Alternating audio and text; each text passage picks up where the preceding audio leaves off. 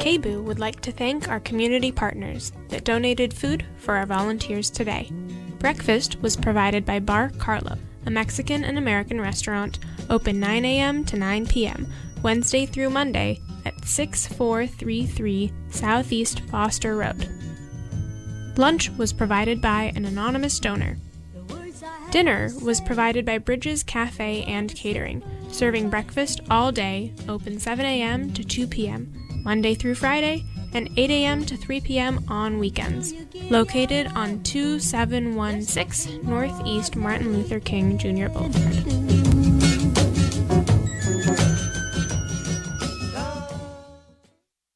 What would you have instead?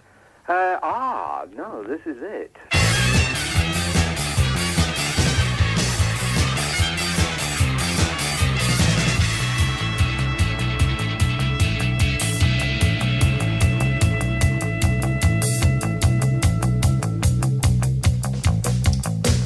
There comes a time when every second, every day, when every action, every thought will tell the world how you cast your vote.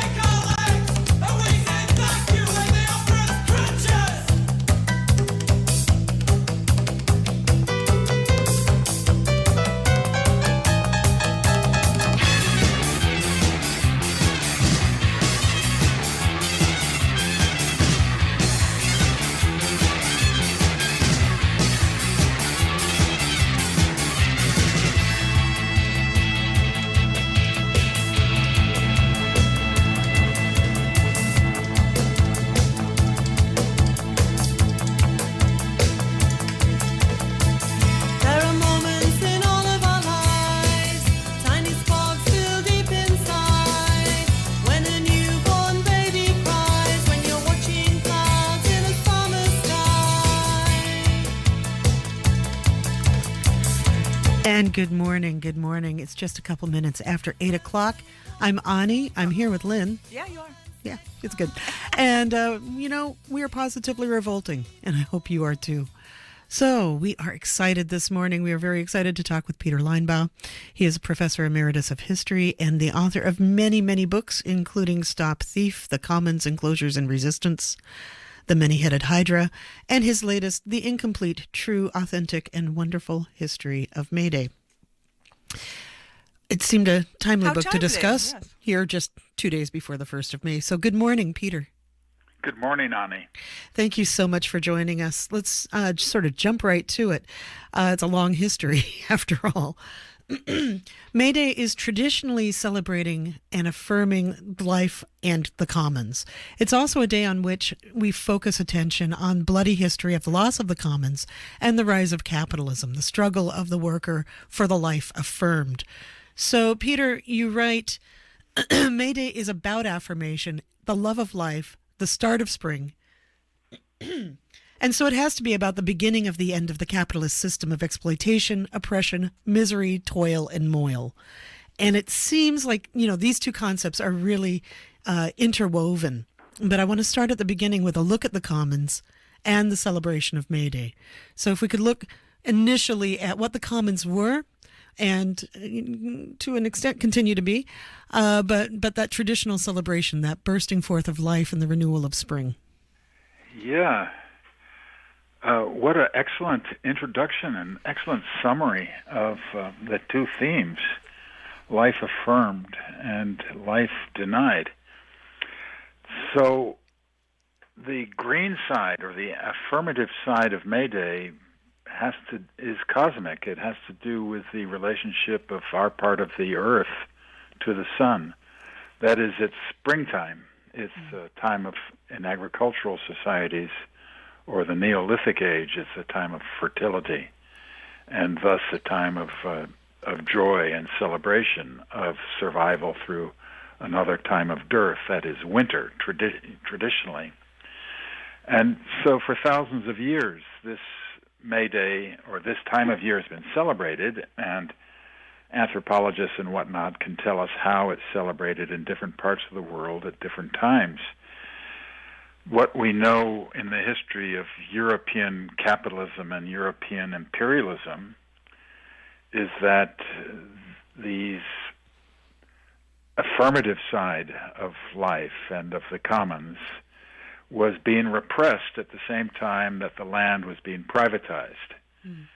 So because the goal was to reduce the number of holidays, reduce the amount of time when people would live their life in their communities rather than working for landlords or the ruling class or making war. And so this happened in what the Europeans call the Renaissance, though it's hardly a rebirth. It's really, now that I think about it, it's the installation of privatized land and endless work. These are the two sides, really, of capitalism at its birth, and these two sides remain with us. Hello? Yes. Yeah. No, go right ahead. We're not entirely sure what just happened in the air booth, but I think that's the next show preparing. Okay. Carry on. Please. So sorry about that. In looking at that renewal and the concepts, those twin concepts, it really seems as though for capitalism to advance, the commons had to be expropriated, as you write. That there's the loss of the commons was necessary in large part to really bring in to bring force to the point that one had to labor for another for the ruling class. Yes, that's here's an idea. The United States is a land of squares. It's basically, the squares. All right. That is, you fly across this country and you look at straight lines. When you look down on this country, you see rectangles and squares.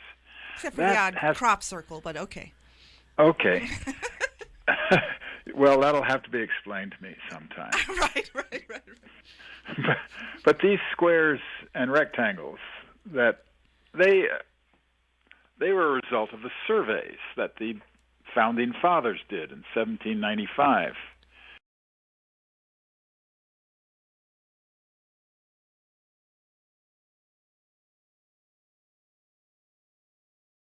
$1 from you, Norman, actually,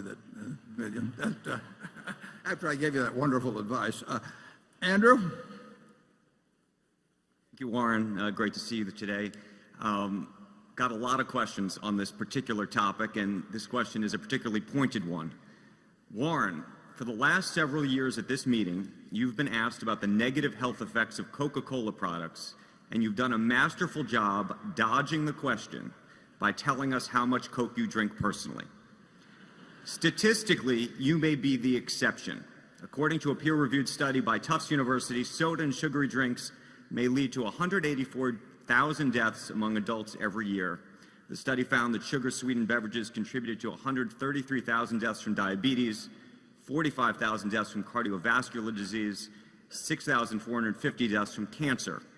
Another shareholder wrote in about Coke, noted that you declined to invest in the cigarette business on ethical grounds, despite once saying, quote, "It was a perfect business because it costs a penny to make, sell it for $1, it's addictive, and there's fantastic brand loyalty."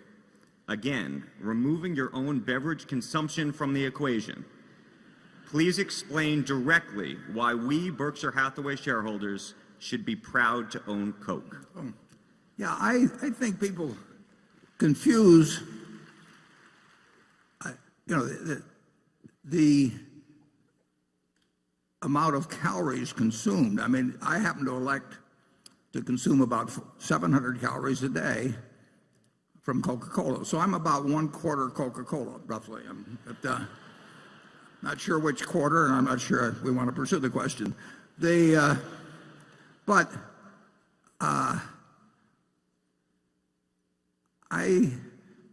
I think if you decide that sugar generally is something that the human race shouldn't have, I think the average person consumes something like 150 pounds of dry weight sugar a year, 125 pounds. I mean, what's in Coca-Cola largely, where the calories come from, is sugar.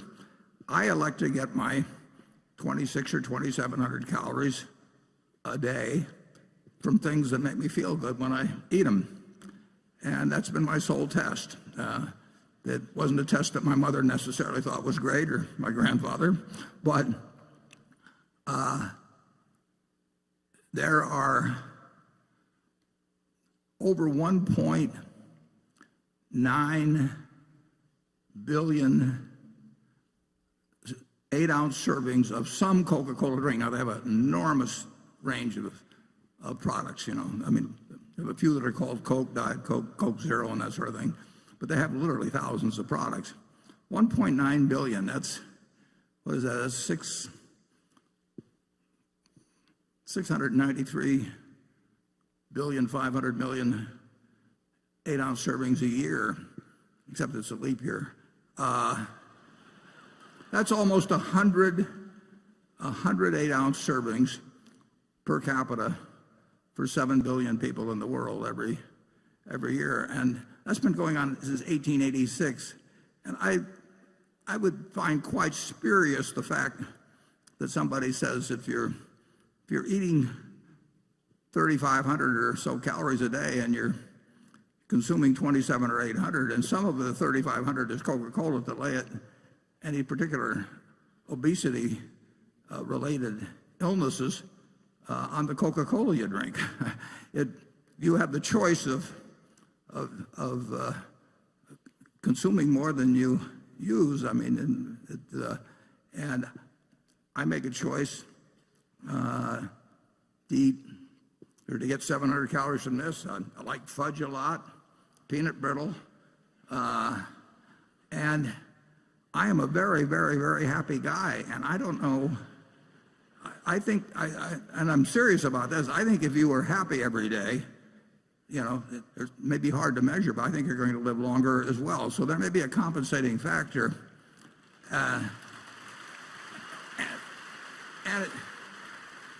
I really wish I'd had a twin, and that twin had eaten broccoli his entire life, and we both consumed the same number of calories. I know I would have been happier, and I think the odds are fairly good I would have lived longer. I think Coca-Cola is a marvelous product. I mean, if you consume 3,500 or 4,000 calories a day and live a normal life in terms of your metabolism, something's going to go wrong with your body at some point.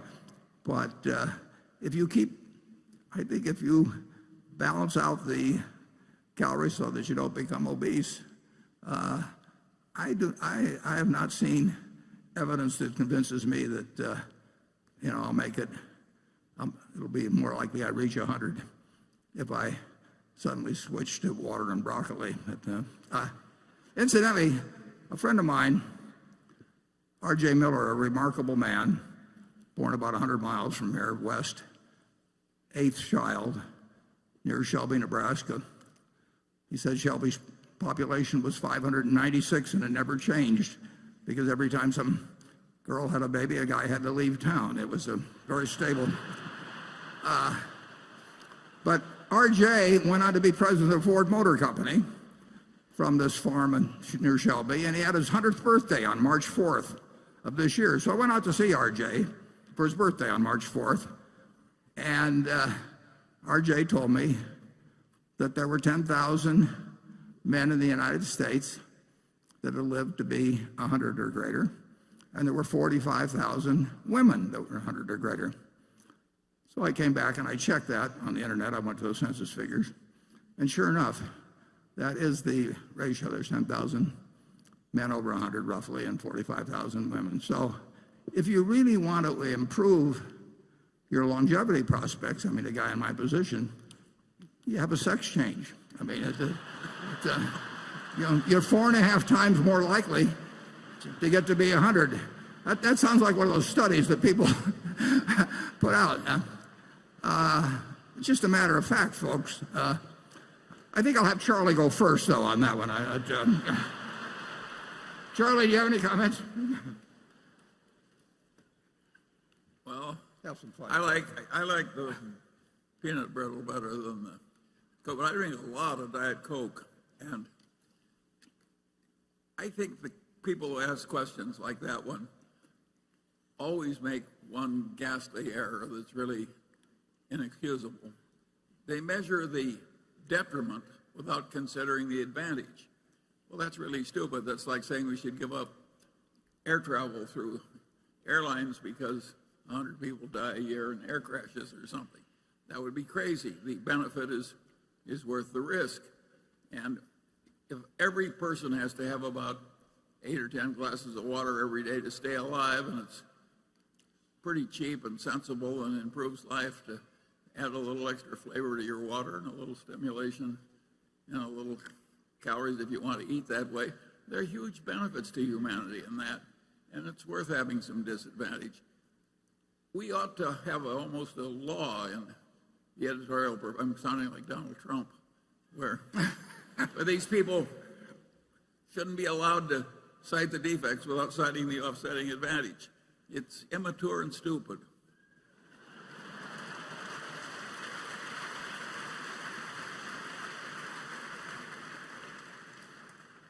Okay, Greg Warren. Warren, with both coal-fired and natural gas plants continuing to generate around 2/3 of the nation's electricity and renewables accounting for less than 10%, there remains plenty of room for growth. At this point, Berkshire Energy, which has invested heavily in the segment, is one of the nation's largest producers of both wind and solar power, and yet still only generates around 1/3 of its overall capacity from renewables.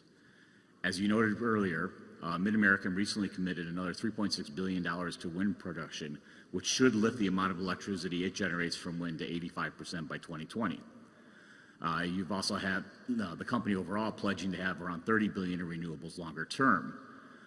The recent renewal of both the wind and solar energy tax credits has made this kind of investment more economically viable and should clear the path for future investments. Eliminating coal-fired plants looks to be the main priority, but natural gas-fired plants are also fossil fuel-driven and are exposed to the vagaries of energy prices. Is the end game here for Berkshire Energy to get 100% of its generation capacity converted over renewables? And what are the risks and rewards associated with that effort? After all, the company operates in a highly regulated industry where rates are driven by an effort to keep customer costs low while still providing adequate returns for the utilities.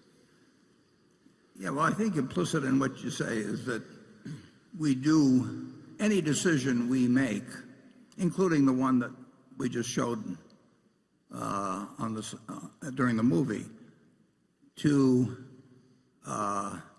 any decision about new generation, changes in generation, has to go through what's usually called the Public Utility Commission. They may have different names in a few states, but the utility industry is overwhelmingly regulated at the state level, and we cannot make changes that are not approved by the Public Utility Commission. We've had more problems, for example, in bringing in renewables in our Western utility, Pacific Corp, because it's in effect regulated by 6 states, I believe in 6 states, and they don't necessarily agree on how the costs and benefits should be divided if we put in a bunch of renewables, and we have to follow their instructions.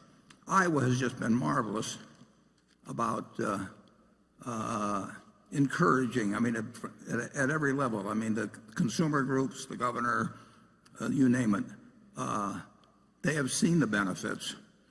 And in Iowa, it's literally true that we have one major competitor called Alliant, and they have not either been able to, I don't know the reasons, but they have not pursued renewables the way we have. So our rates are considerably lower than theirs. And if you look at their budget projections, although they're substantially higher rates than we have now, they may well need a rate increase within a year or so. And with our latest expansion, we have said that we will not need a rate increase till 2029 at the earliest. That's 13 years off. So there have been great benefits if you have regulation that works with you on that. But it is a determination that is made at the state level. Now, the federal government has encouraged in a major way the development of renewables by this production tax credit, which currently amounts to about 2.3 cents per kilowatt hour. We would not have the renewable generation that we have if it hadn't been for the fact that the building of those projects is subsidized by the federal government, because the benefits of reducing solar emissions or carbon emissions are worldwide, and therefore it's deemed proper that the citizenry as a whole should participate in subsidizing the cost of reducing those emissions. And that is encouraged. In fact, it's allowed. Things like have happened in Iowa as well. But the degree to which the renewables replace primarily coal, although there's plenty of emissions connected with natural gas, if you trace it all the way through, will depend on governmental policy. And I think so far, I think it's been quite sensible in encouraging having the cost borne by society as a whole in terms of reduced tax revenues, and having the benefits, which is less CO2 into the atmosphere, be also broadly, they're not just limited to the people of Iowa when we build that. That's a benefit that accrues to the world. So I think you'll see continued change. It will vary by jurisdiction, and we would hope we've got the capital, we've got lots of taxes, federal taxes paid in our consolidated returns, so we're in a particularly advantageous position to take advantage of massive investments that companies with limited tax appetites couldn't handle. So I think you'll see us be a very big player, but governmental policy is going to be, the major driver. Charlie? Yeah, I think we're doing way more than our share of shifting to renewable energy, and we're charging way lower energy prices to our utility customers than other people. If the whole rest of the world were behaving the way we are, it would be a much better world. I will say this about the subject, though, and that is that I think that the people who worry about climate change as the major trouble of Earth don't have my view.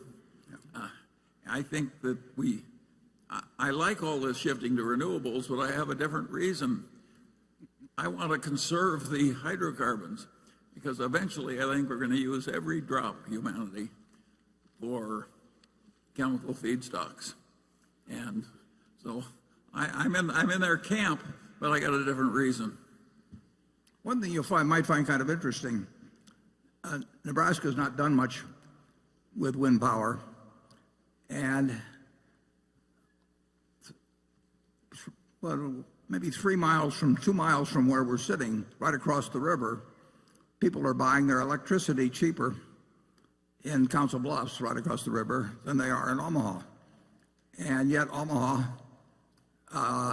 Nebraska is entirely a public power state. So there's no stockholders who have to have any earnings. The bonds are issued on a tax-exempt basis, and yet electricity is considerably cheaper right across the river. And the wind blowing doesn't just start at the Missouri River. I mean, it comes across Nebraska, and that wind could be captured. And so far, it really hasn't. And the real irony is that because our electricity is so much cheaper in Iowa, you have these massive server farms of people like Google. I mean, it's become a tech haven for these operations that just gobble up electricity. And Iowa has gotten plant after plant after plant and job after job after job, and increased property tax. I mean, gotten more property tax revenues. And that's being done. The Google server is probably 7 or 8 miles from here. And it's located in Iowa because we have cheap wind-generated electricity, and it's creating jobs.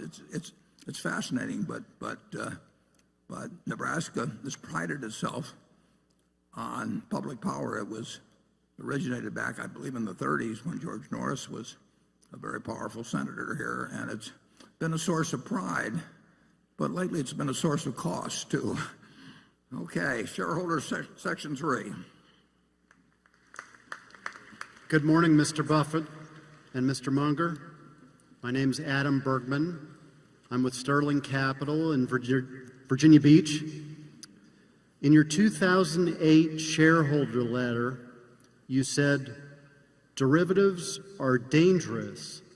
They have made it almost impossible for investors to understand and analyze our largest commercial banks and investment banks.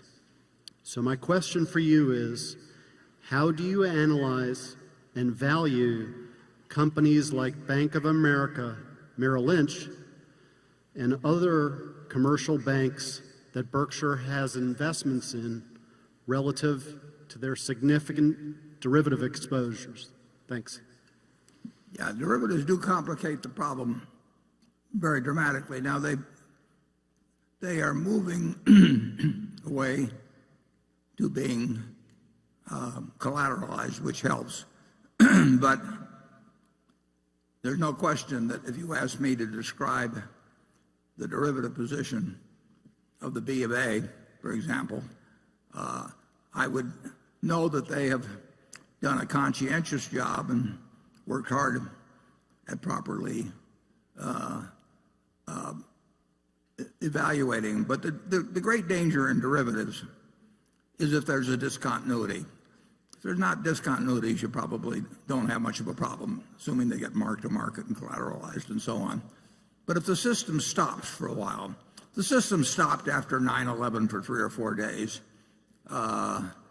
It stopped at the time of World War I. They closed the New York Stock Exchange for many months.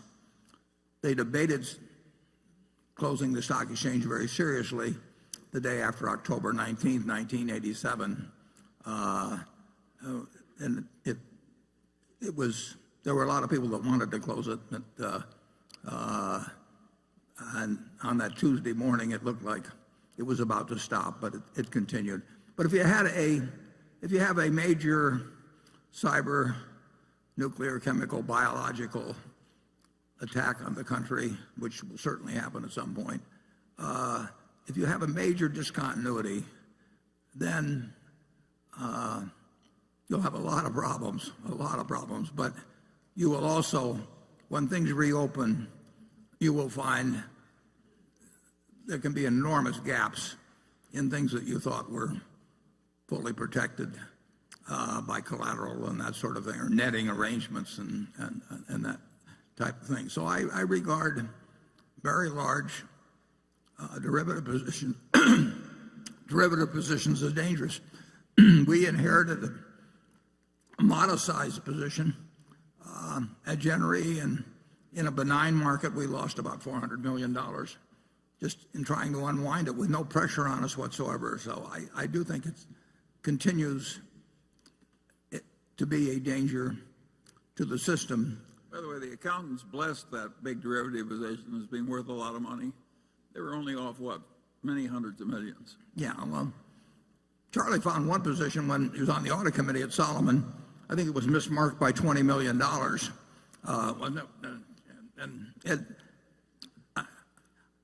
I actually, by happenstance, I do know of one incredibly mismarked position. Doesn't affect any of our operations, but it almost staggers the mind to know the way that position is marked, and you can only come to the conclusion that some trader somehow got influenced whoever did mark it, or marked it himself, heaven forbid, and probably just influenced someone, or they didn't know enough. Some of these things get so complicated, they are very hard to evaluate. That's the kind that have the most profit in them usually, so they were quite enthusiastic about those when we were at Solomon.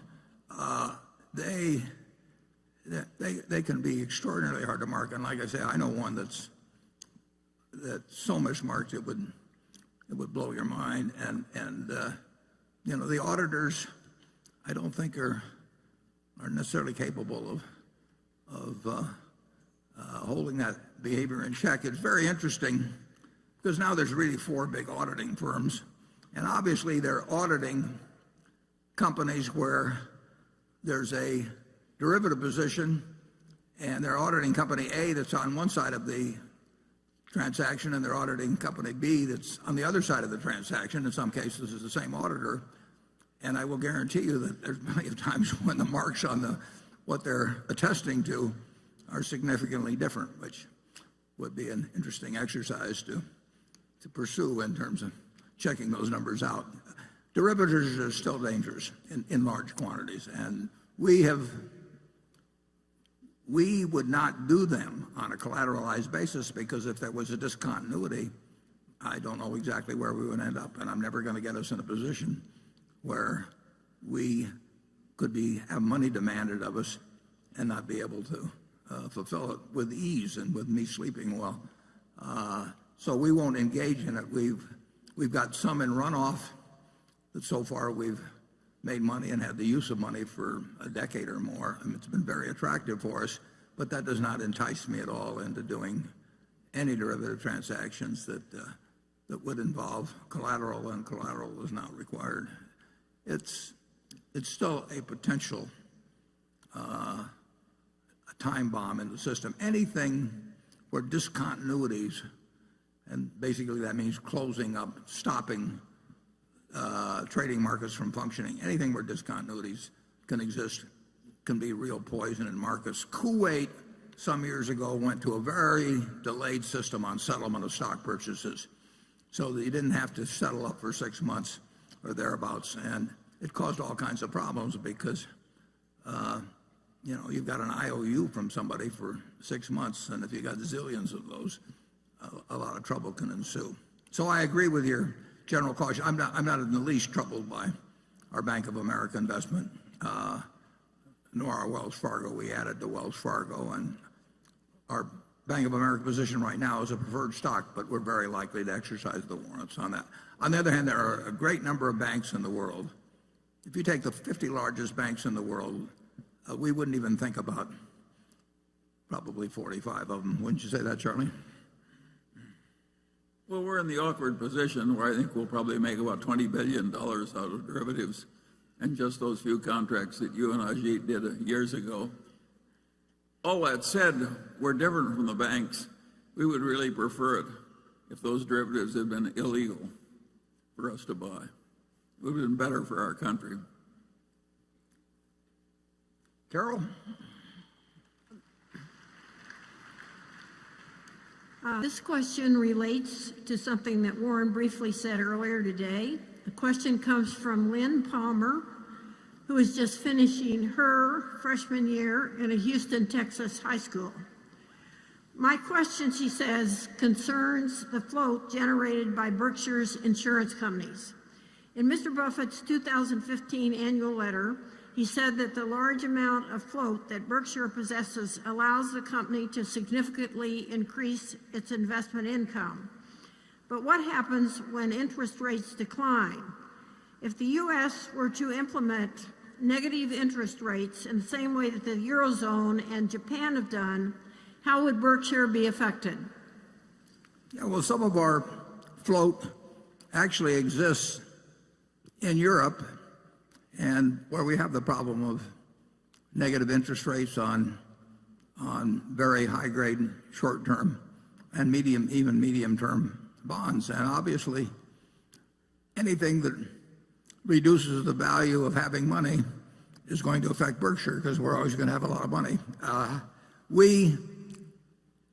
Because we have so much capital and so many sources of earning power, we have the ability, quite properly, to use our float to a certain degree in ways that most insurance companies can't think about. So we can find things to do, but sometimes we've got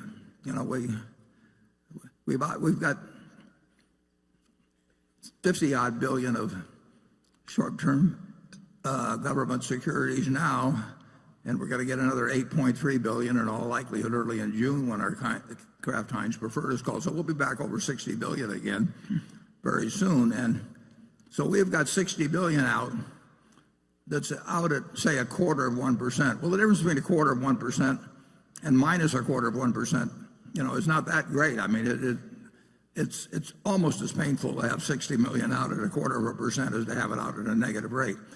Float is not worth as much to insurance companies now as it was 10 years ago or 15 years ago, and that's true at Berkshire. I think it's worth considerably more to us than it is to the typical insurance company because I think we have a broader range of options as to what to do with it. But there's no question about it that having a lot of money around now, this is not just a problem for insurance companies, it's a problem for retirees, it's a problem for anybody that's stuck with fixed dollar investments and finds that their income now is a pittance or, in Europe, perhaps a negative rate. And that was not something in their calculation at all 15 years ago. We love the idea, however, of increasing our float. I mean, that money has been very useful to us over time. It's useful to us today, even under present conditions, and it's likely to be very useful to us in the future. It's shown as a liability, but it's actually a huge asset. Charlie? I got nothing to add. Done. Well, he's now at full string.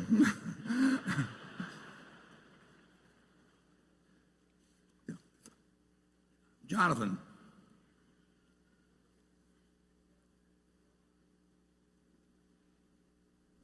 We can't hear you. Yeah.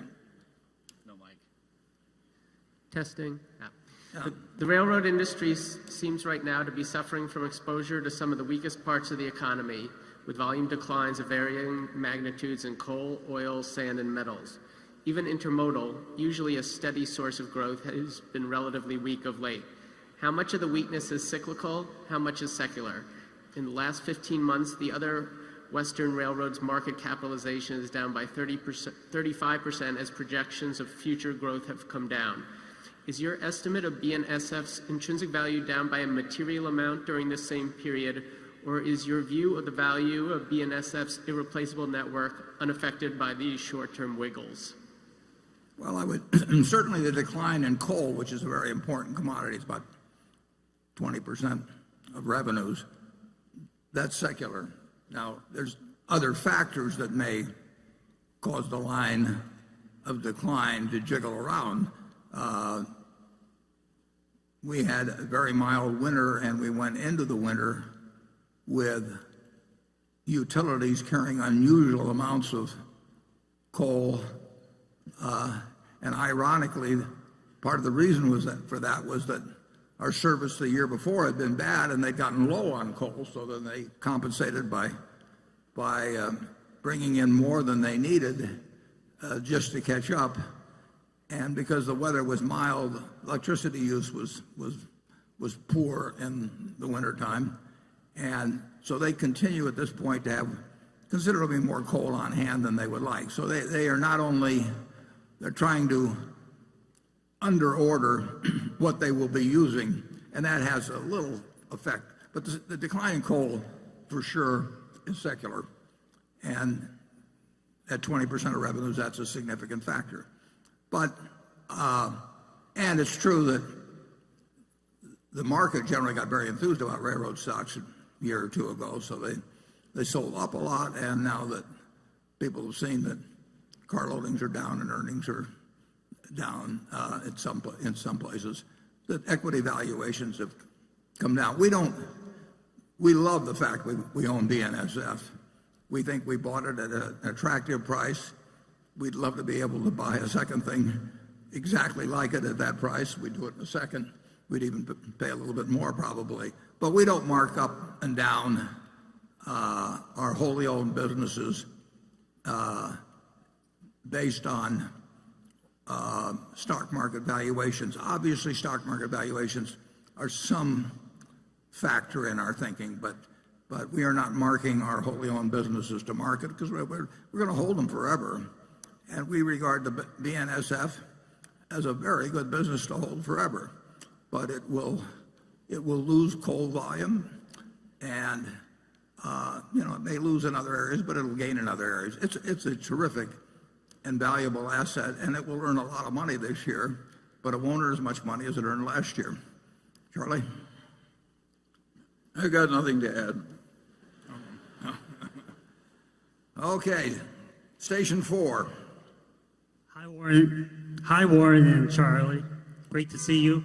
This is Cora and Dan Chen from Talgar Investments of Los Angeles. This annual meeting reminds me of the magical world of Hogwarts, of Harry Potter. This arena is our Hogwarts. Warren, you are our headmaster and Professor Dumbledore. I haven't read Harry Potter, but I'll take it as a compliment. Charlie's our headmaster Snape, direct and full of integrity. The magic of long-term, concentrated value investing is real, yet similar to Harry Potter, the rest of the world doesn't believe we exist. Your letter to me has changed my life, and your Secret Millionaires Club has changed my children's life. They go to class chatting about investing. My question is for my children watching at home today and the children in the audience. How should they look at stocks when every day in the media they see companies that have never made a dime in their life go IPO, they're dilutive, and they see a lot of very short-term spin. The cycle is getting shorter and shorter. How should they view stocks, and what's your message for them? Finally, Cora and I would love to thank you in person and shake your hand personally today. I'll repeat what I said last year. Thank you for setting the seeds for my generation to sit under shade, and for my children's generation to sit under shade with the Secret Millionaires Club. I truly walk amongst giants. Thank you. Would you mind repeating the whole thing? The Secret Millionaires Club, we want to give great credit to Andy Hayward on that. I think it has helped. I know it's helped thousands and thousands of children, and it was Andy's idea, and it grows in strength, and having young children learn good lessons in terms of handling money and making friendships and just generally behaving as better citizens it's a great objective, and Andy makes it easy for him to do. So on his behalf, I accept your comments. You don't have to really worry about what's going on in IPOs or people making money. People win lotteries every day, but there's no reason to have that affect you at all. You shouldn't be jealous about it. I mean, if they want to do mathematically unsound things, and one of them occasionally gets lucky and they put the one person on television and the million that contributed to the winnings with a big slice taken out for the state, don't get on there. It's nothing to worry about. Just all you have to do is figure out what makes sense, and you look at buying. When you buy a stock, you get yourself in the mental frame of mind that you're buying a business. And if you don't look at a quote on it for 5 years, that's fine. You don't get a quote on your farm every day or every week or every month. You don't get it on your apartment house if you own one. If you own a McDonald's franchise, you don't get a quote every day. You want to look at your stocks as businesses and think about their performance as businesses. Think about what you pay for them as you would think about buying a business, and let the rest of the world go its own way. You don't want to get into a stupid game just because it's available. And I'm going to say a little bit more about that close to the break. But with that, I'll turn it over to Charlie. Yeah, well, I think that your children are right to look for people they can trust in dealing with stocks and bonds. Unfortunately, more than half the time, they will fail in a conventional answer. So they really they have a hard problem. If you just listen to your elders, they'll lie to you and spread a lot of folly. But they really have an easy problem. But in the sense that American business as a whole is going to do fine over time. So the only way that they can... But not the average client of a stockbroker. Well, we'll get to that later. The stockbroker will do fine. Yes, that's true. Yeah, but they don't have to do that, and we can talk. Well, I'd rather address that just a little later. But you don't want to worry. You don't want to be. A lot of problems, Charlie would say, are caused by envy. You don't want to get envious of somebody who's won the lottery or bought an IPO that went up. You have to figure out what makes sense and follow your own course. Becky? This question comes from a shareholder named Elisa Kang Lee in Singapore, and this has to do with NV Energy's issue with solar energy in Nevada. Can the chairman help his environmentally conscious shareholders understand why NV Energy has lobbied for new rules in Nevada that make it prohibitive for households to use solar energy? Is there a good reason that we haven't yet heard about? And can the chairman or vice chairman share their views on whether there's a need to implement an environmental, social, and governance policy on Berkshire investments going forward? I understand that Berkshire Hathaway typically lets the underlying operating companies and CEOs manage their own policies autonomously, but should Berkshire's board influence better environmental protection policies going forward? Well, the public utility and the pricing policies, everything in Nevada as well as other places, but they're determined by a public utility commission. So there are, I believe, 3 commissioners that decide what's proper. The situation in Nevada is that in terms of rooftop power was that for the last few years, if you had a solar project on your roof, you could sell back excess power you generated to the grid at a price that was far, far, far above what we as a utility could buy it for elsewhere. So you could sell it back, we'll say, at roughly 10 cents a kilowatt hour, and about 17,000, maybe a few more now, about 17,000 people had rooftop installations. Now there were federal credits involved, but those usually got sold to other people in terms of tax credits. So they were being subsidized by the federal government, and that encouraged solar generation as it's encouraged us to do solar generation and wind generation as well. But the people who had these 17,000 rooftop installations were selling back to the grid at 10 cents roughly a kilowatt hour energy we could purchase or produce either, but purchase elsewhere too, for 3.5 cents or thereabouts. So 99% of our consumers were being asked to subsidize the 1% that had solar units by paying them triple the market price, basically, of what we could otherwise buy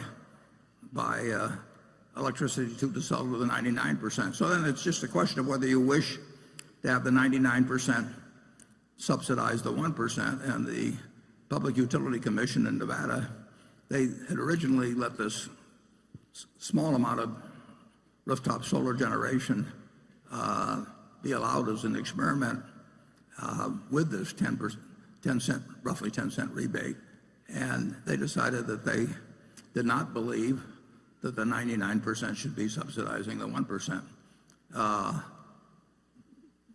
There's no question that for solar to be competitive, just like wind, it needs subsidization.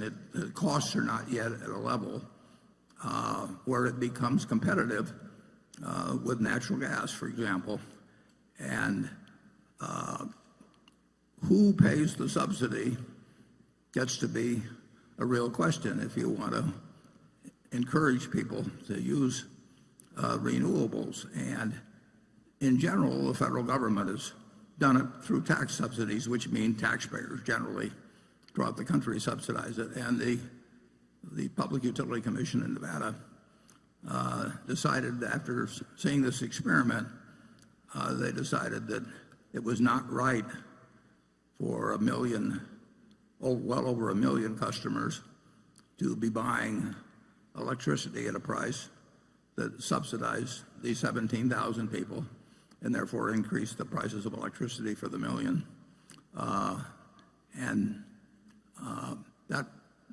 That question of who subsidizes renewables and how much, is going to be a political question for a long time to come. And I personally think that if society is the one that's benefiting from the lack of reduction of greenhouse gases, that society should pick up the tab. And I don't think that somebody sitting in a house in some place in Nevada, we'll call it Las Vegas, but it could be other cities because we serve most of Nevada, should be picking up the subsidy for their neighbor. And the Public Utility Commission agrees with that. I think we have Greg Abel here, who NV Energy is a subsidiary of of Berkshire Hathaway Energy. Greg, was there anything you want to add? Could we get a spotlight down here? Maybe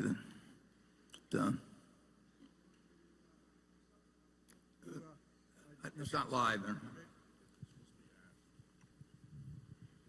It's on? I think it's on now. So as usual, Warren, you summarized it extremely well. When we think of Nevada, it's exactly as you described. I would just add a few things. One, as you've touched on earlier, we absolutely support renewables. So we start with the fundamental concept that we are for solar. But as you highlighted, we want to purchase renewable energy at the market rate, not at a heavily subsidized rate that 1% of the customers will benefit from and harm the other 99%. And it goes back to being as fundamental as this. If you take, as you touched on, a working family in Nevada who can't afford the rooftop unit, and you ask them, do you want to subsidize your neighbor, that 1%? The answer is clearly no. At the same time, we're absolutely committed to Nevada utilizing renewable resources and absolutely proud of what our team's doing. By 2019, we'll have eliminated or retired 76% of our coal units and be replacing it with solar energy. So we're on a great path there. Thank you. 一个份额，所以我也很感谢，我鼓励我们的团队呢，和这些委员会呢，非常感谢你们。这个预测呢，在第7个这个幻灯片里面有 Berkshire Hathaway Energy operations, and you can see in the 20-year period we'll have a 57% reduction. You wouldn't want a 100% reduction tomorrow. Believe me, the lights would be off all over the country. But it's moving at a fast pace, but you want to be sure that you treat fairly the people involved in this, because somebody pays the cost of electric generation. And I do think that if you're doing something that's to benefit the planet, and it's important that it be done, but that you have the cost be assessed for that, not on a specific person who's having trouble perhaps meeting ends meet in their job. And obviously, if you got over 1 million customers in Nevada, a lot of them are struggling. A lot of them are doing fine too, but they are not the ones, in my view, to subsidize the person who could afford to put the solar unit in. Okay, Cliff.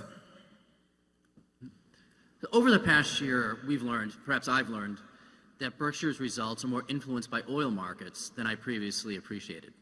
Revenues at the railway company and some of Berkshire's manufacturing businesses were negatively impacted, and arguably low gas prices hurt Geico's loss ratio. Yet during this year, Berkshire invested in Phillips 66, Kinder Morgan, and even PCP has revenues associated with the oil and gas industries. Now, I know Berkshire wouldn't make a bet on a commodity like oil, but is Berkshire making a statement about the long-term outlook for oil? I'm making a statement about what? Oil. The price of oil? Yes. No, we haven't the faintest idea what the long-term price of oil was, and there's always a better system available. You can buy oil, as you know, for delivery a year from now, or 2 years from now, or 3 years from now. We actually did that once, Charlie, didn't we, some years back? And we cashed it in too soon, too. Yeah. We made money, but we could have made a lot more money. But we don't think we can predict commodity prices. We don't hedge cocoa or sugar at any rate. I mean, we do some forward buying of chocolate coatings or something of the sort. But basically, we are not two fellows who think we can predict the price of soybeans or corn or oil or anything else. So anything you have seen in our investment transactions, some of the securities you mentioned there were bought by Todd or Ted, and one was bought by me. But neither they nor I bought those, or if we sell them based on commodity price predictions. We don't know how to do it. And we're thinking about other things when we make those decisions. Charlie? I'm even more ignorant than you are. Well, that'd be hard to be. Okay. I think that's the first time I've heard him say that. It has a nice ring to it. Okay, Station 5. Hi, Warren. Hi, Charlie. Hi. I'm Ken Martin. I'm an MBA student from the Tuck School at Dartmouth. My question is about college tuition and the problem of rising student debt balances. In the past, prominent philanthropists have founded institutions that are now prominent research universities in our country. Why is this not a bigger part of today's philanthropic debate, the founding of new colleges? Would not new supply in higher education be at least part of the solution to this problem? Charlie, you want to tackle that one? You're more of an expert than I am. Yeah, I think that if you expect a lot of efficiency, financial efficiency in American higher education, you're howling at the wind.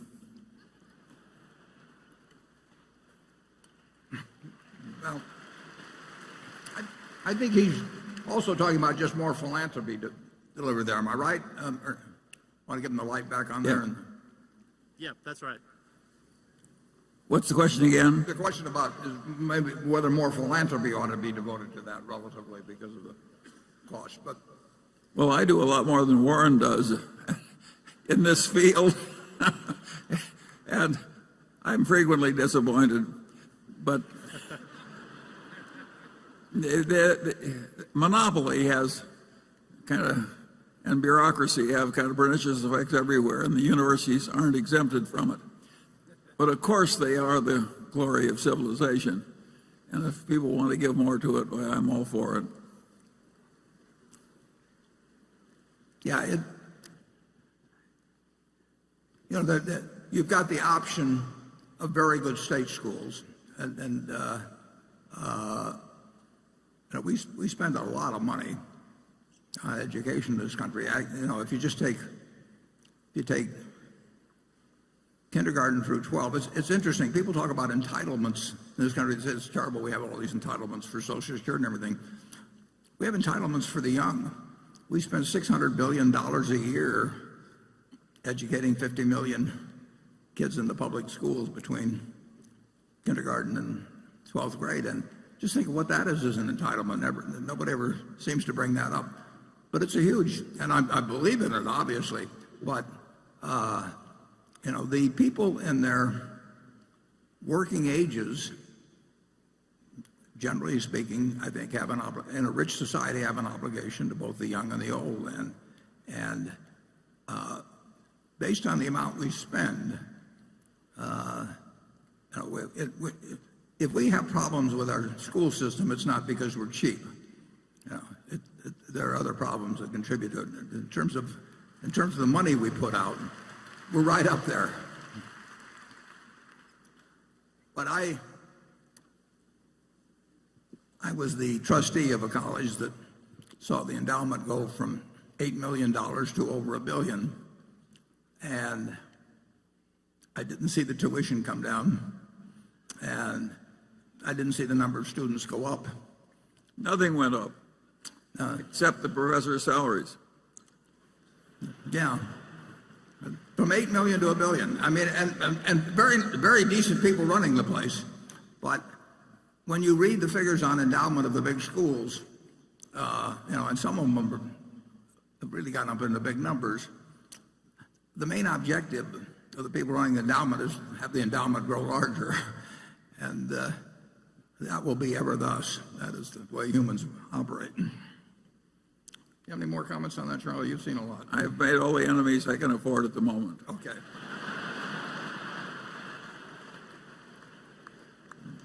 That's never slowed them down in the past. Andrew. Thank you, Warren. This from a shareholder who asked to remain anonymous.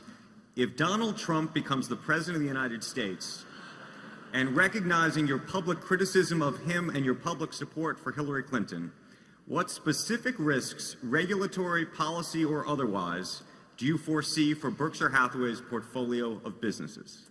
That won't be the main problem.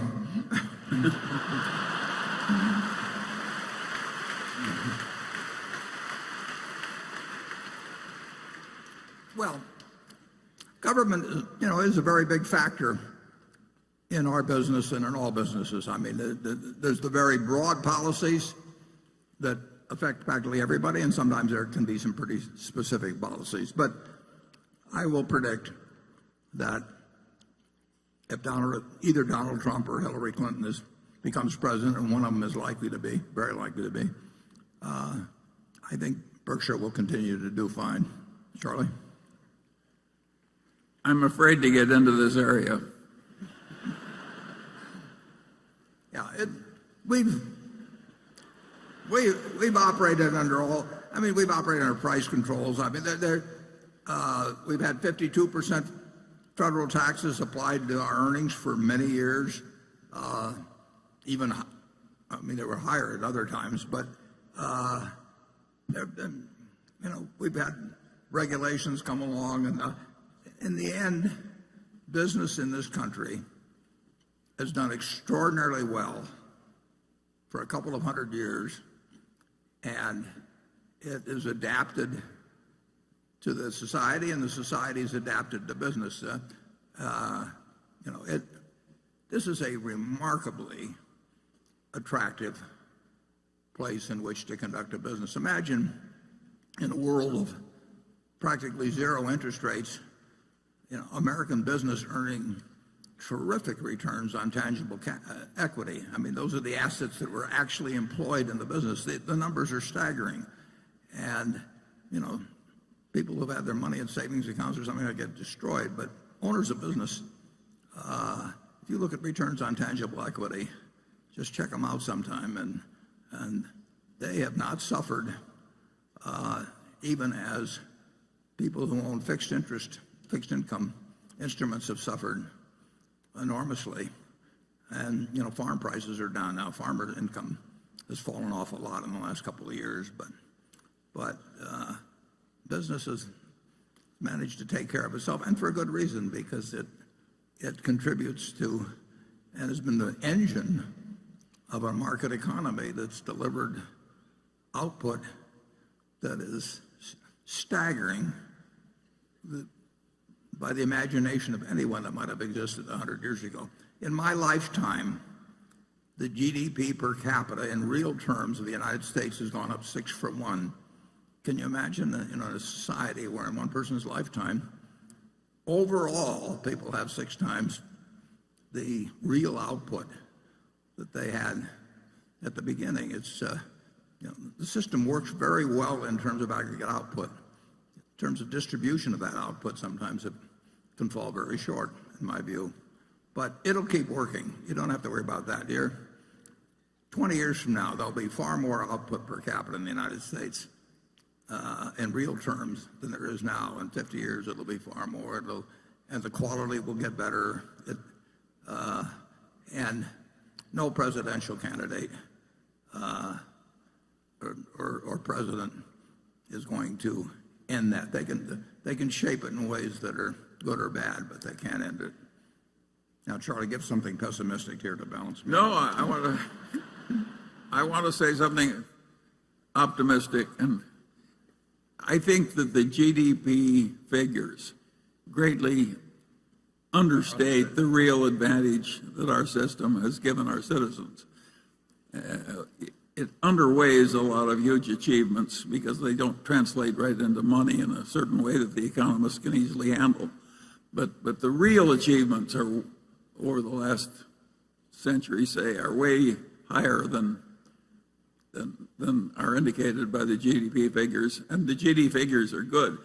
I don't think the future is necessarily going to be quite as good as the past, but it doesn't have to be. There's no one you'll run into, at least in my experience, that says, with my same talents, I wish I'd lived 50 years ago instead, and born 50 years earlier. But a majority of the American public thinks that it's a bad time to be born today compared to when they were born. They think your children went out. They're wrong. I mean, it's the pace of innovation. Just think how different you're living compared to 20 years ago in terms of what you do with your time. Now, a lot of people may condemn it or something of the sort, but you're making free choices that were not available to you 20 years ago, and you're making them in a different direction than, I'm still saying with the landline, but you people are way ahead of me. Okay, Greg. Warren, late last year we saw Canadian Pacific make a hostile bid for Norfolk Southern, a combination that would have linked Canada's second largest carrier with one of the 2 largest railroads in the eastern U.S. This move led to a largely negative reaction from not only Norfolk Southern, but from federal and state lawmakers, shippers, and other railroad operators, even though a formal evaluation process hadn't even begun with the U.S. Surface Transportation Board. Canadian Pacific eventually backed down. Looking back to 1999, when the Transportation Board blocked a proposed merger between BNSF and Canadian National, the attitude was that any additional mergers amongst railroads would have to be accretive to competition. What do you think they meant by this?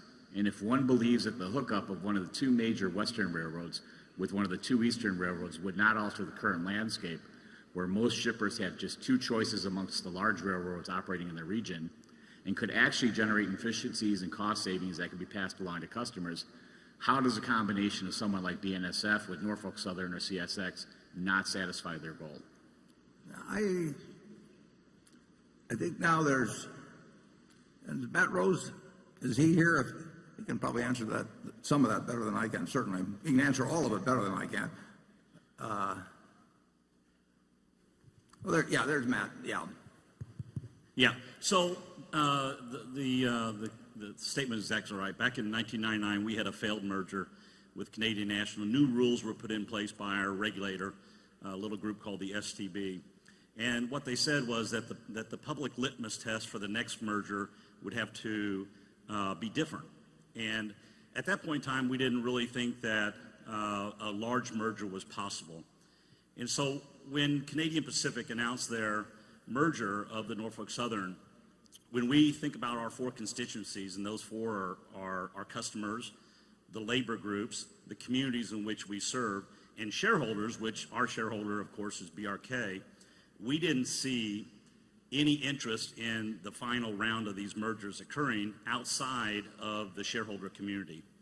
And so our position was simply to say, if the rest of the shipping community believes that we ought to see this final round, that's fine. We'll participate, but we don't see it occurring right now. We do believe that when that final round occurs, there will be great efficiencies made for shippers and communities. But right now, we don't see the dynamics in place. So what are those dynamics? It'll be as the country continues to grow in population from where we are today, 315 million people, to say 320, 330, 350. Transportation becomes more scarce, and the railroads will need to do more. And that's really when we think the next round will occur. Okay, station 6.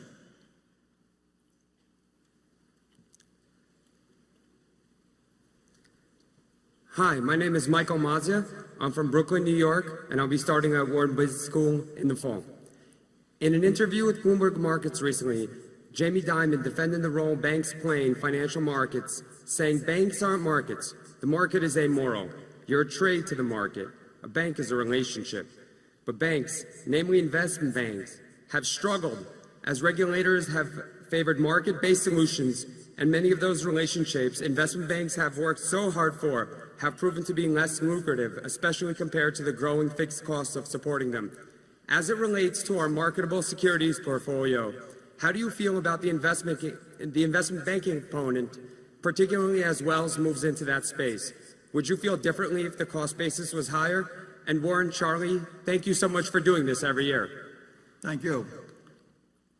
Well, I didn't totally get that, but does he feel the investment banking firms are being disadvantaged? Well, he's basically, how do we feel about, Jamie says that you can't make as much money as you used to out of relationships, and it's getting tougher and so forth. Yeah. Well, the public policy since 2008-9 has been to very much toughen up capital requirements in a variety of ways for banks, but it is specifically been designed to make large banks, very large banks, less profitable relative to smaller banks. And you do that by increasing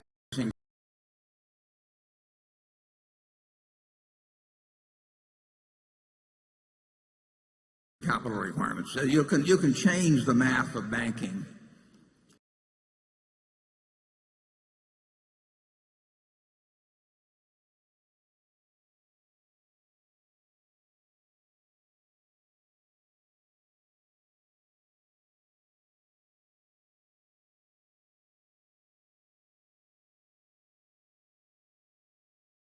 So since 2009, the rules have been tilted against the larger banks by primarily through capital requirements. And that just means returns on equity go down, but returns on equity were awfully high prior to that. So it hasn't turned it into a bad business. It's turned it into a less attractive business than earlier. And that some of the investment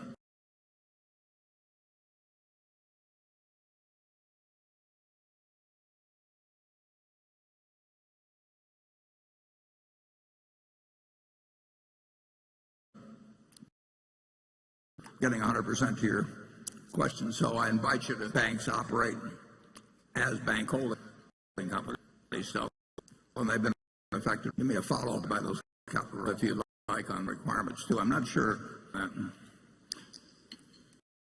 The investment banking companies, especially as Wells Fargo moves into that business.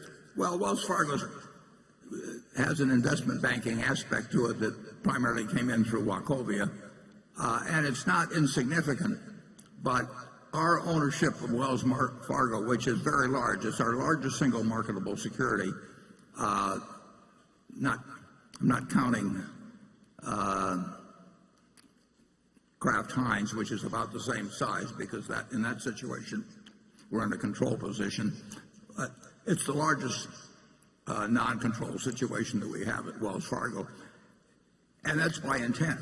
I like it extremely well compared to other securities, not because it has the most upside, but I feel that weighted for upside and downside, that it's. But it's not the investment banking that charms you in Wells Fargo. It's the general banking that. Yeah, no, we're not it isn't that big a deal, and that's not what attracts us.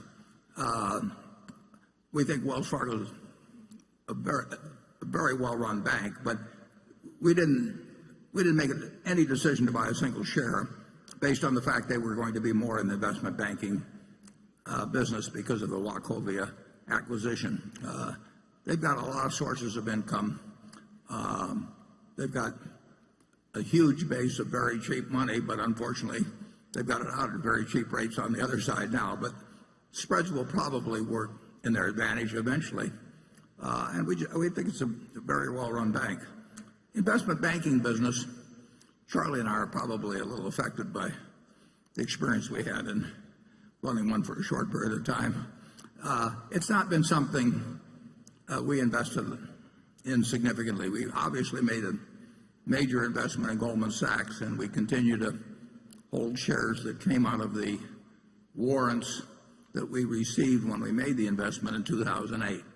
But I can't recall us making a investment banking purchase, a marketable security involving an investment bank for a long time. Can you, Charlie? No, I think generally we fear the genre more than we love it. Carol? In the conclusion of the book, Dear Chairman, which you recommend in this year's annual letter, a new book you recommend, the author argues that, quote, the life's work of great investors is inevitably reabsorbed into the industrial complex with little acknowledgement of their accomplishments. He then argues that Berkshire Hathaway will eventually be targeted by activist investors if it trades at too sharp a discount to intrinsic value. Do you agree with this assessment, and have you considered installing corporate defenses that might prevent future generations of activists from trying to break up Berkshire Hathaway? Yeah, I used to worry more about that than I do now. Partly, size is one factor.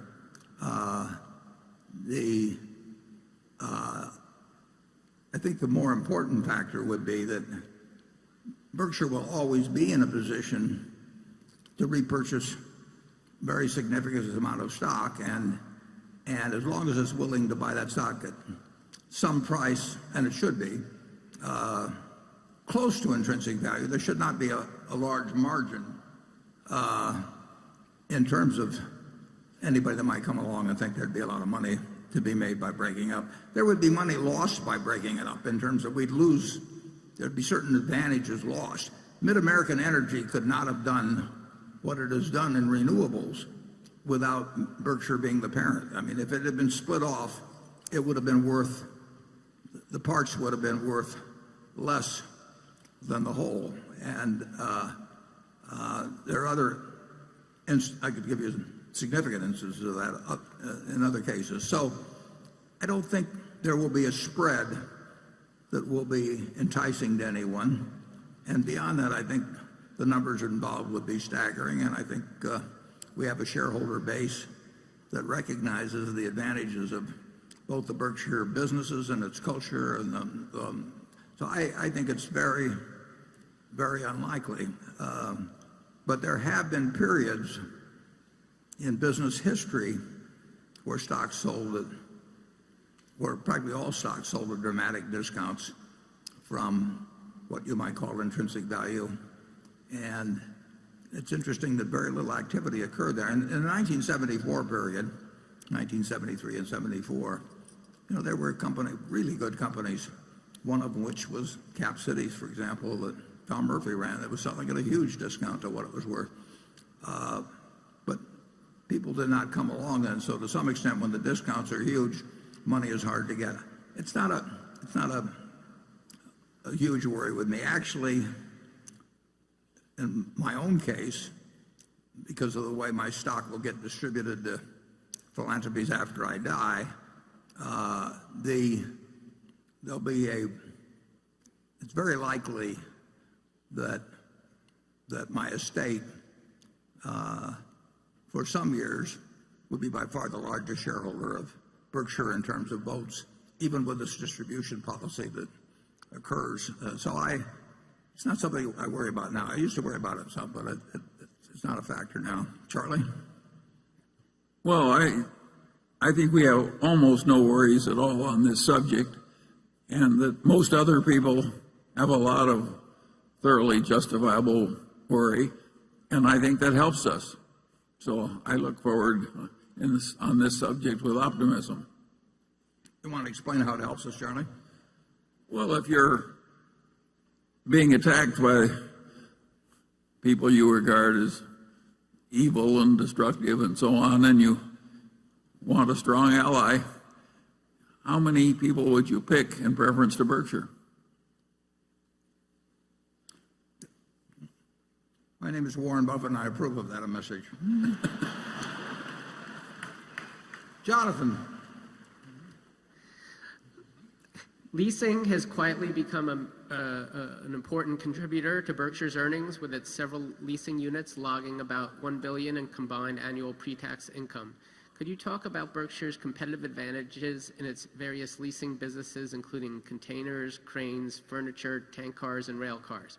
Are there other leasing businesses you would be interested in entering, for instance, airplanes or commercial auto fleets? Plane leasing companies in particular seem to sell for reasonable prices and are often available. Yeah, well, we've got a very good truck leasing business in Extra, and we've got a good primarily tank car leasing business at Union Tank Car and Procar. And we expanded it by $1 billion when we bought the GE fleet recently. Leasing generally isn't something that we have to bring something to the party. At Extra, that's much more than just handing people a trailer and taking a check every month. There's important service advantages brought to that. But pure leasing of new cars, which is a huge business, the math is not that attractive for us. The banks have an advantage over us because their cost of funds is so low now. It's not quite as low as it looks, but I think Wells Fargo, I think the last figure was, down around 10 basis points.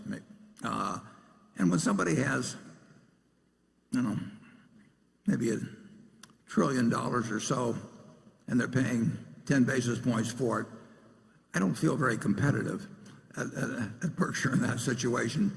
So pure money type leasing is not an attractive business for us when we've got other people with a lower cost of funds. I mean, they've got the edge, and we have got rail car leasing involves a lot more than just a financial transaction. I mean, we've got huge activity in the repair field, and those cars require servicing in the same way in our trailer business.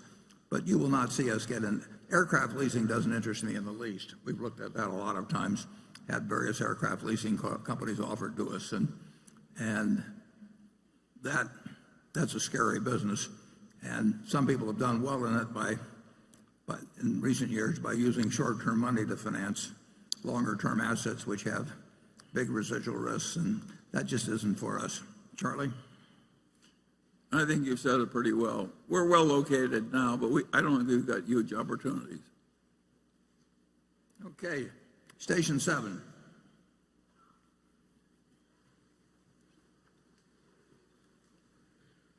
Good morning, Warren and Charlie. I am Vandermeer Say from the Philippines. Warren, my wife and I sent original paintings to your office 2 days ago. We hope you like them. Thank you. Today, Berkshire's size ensures that it faces competition from numerous businesses. If you had a silver bullet, which competitor would you take out and why? And sorry, you can't say Donald Trump. Which competitor and which businesses? I mean, you're asking about which competitor would you kill if you could? I don't think we have to answer this one. Charlie's a lawyer.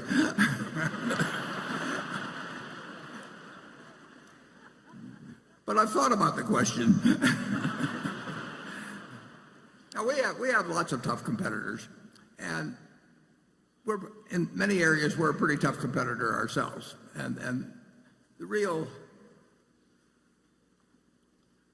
what we want our managers to be doing, is thinking every day about how to achieve a stronger competitive position. We call it widening the moat.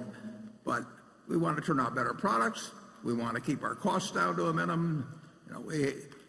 We want to be thinking about what our customers are likely to be wanting from us, a month, a year, 10 years from now. And generally, if you take care of your customer, the customer takes care of you. But there are cases where there is some force coming along that really is, you may not have the answer for. And then, you get out of that business. We had that department store in Baltimore in 1966. And if we kept it, we would have gone out of business. So recognizing reality is also important. I mean, you do not want to try and fix something that's unfixable. And we're not targeting competitors for destruction. We're just trying to do the best we can everywhere. Spoken like an antitrust lawyer. Okay. We really hope to be the ones that the other guys want to use a silver bullet on it. Becky? This question comes from Ram and Raji Tarakad from Sugar Land, Texas. He writes, my wife and I have the vast majority of our net worth invested in Berkshire and in shares of the Sequoia Fund. Mr. Buffett, you have endorsed the Sequoia Fund on more than a few occasions. Recently, the Sequoia Fund has been in the news because of its large position in Valiant Pharmaceuticals. Mr. Munger has termed Valiant's business model highly immoral. Mr. Buffett, do you agree with Mr. Munger's assessment? Have your views about Sequoia Fund changed? Also, as you know, Sequoia is an admirer and large holder of Berkshire stock. Yeah, in a sense, I'm the father of Sequoia Fund in that when I was closing up my partnership at the end of 1969, I was giving back a lot of money to partners and these people that trusted me, and they wanted to know what they should do with their money. And we helped out those who wanted to put it in municipal bonds for a few months. Bill Scott and I stayed around and helped those people come up with those, but most of them were equity-oriented type investors. And we said there were two people that we admired enormously in the investment business, not simply because they were terrific investors, but they were terrific people. And they would be the kind of people that you'd make trustee of your will. So those two, one of whom is in the room, Sandy Gottesman, our director, and one was Sandy and one was Bill Ruane. They were friends themselves. So Sandy took on a number of our clients, a number of our partners, and they became clients and very happy clients of his, and I'll bet some of them are still clients, or their children or grandchildren are to this day. Others went with Bill. A lot of them went with both of them, actually. In fact, I wouldn't be surprised if the majority, who had a lot of money, gave some to Sandy and gave some to Bill. But Bill, we had a lot of people whose total funds were really not of a size that made them economic individual clients. And so Bill, who would not have otherwise set up a fund. Bill said, I'll set up a fund, and it actually had an office in Omaha.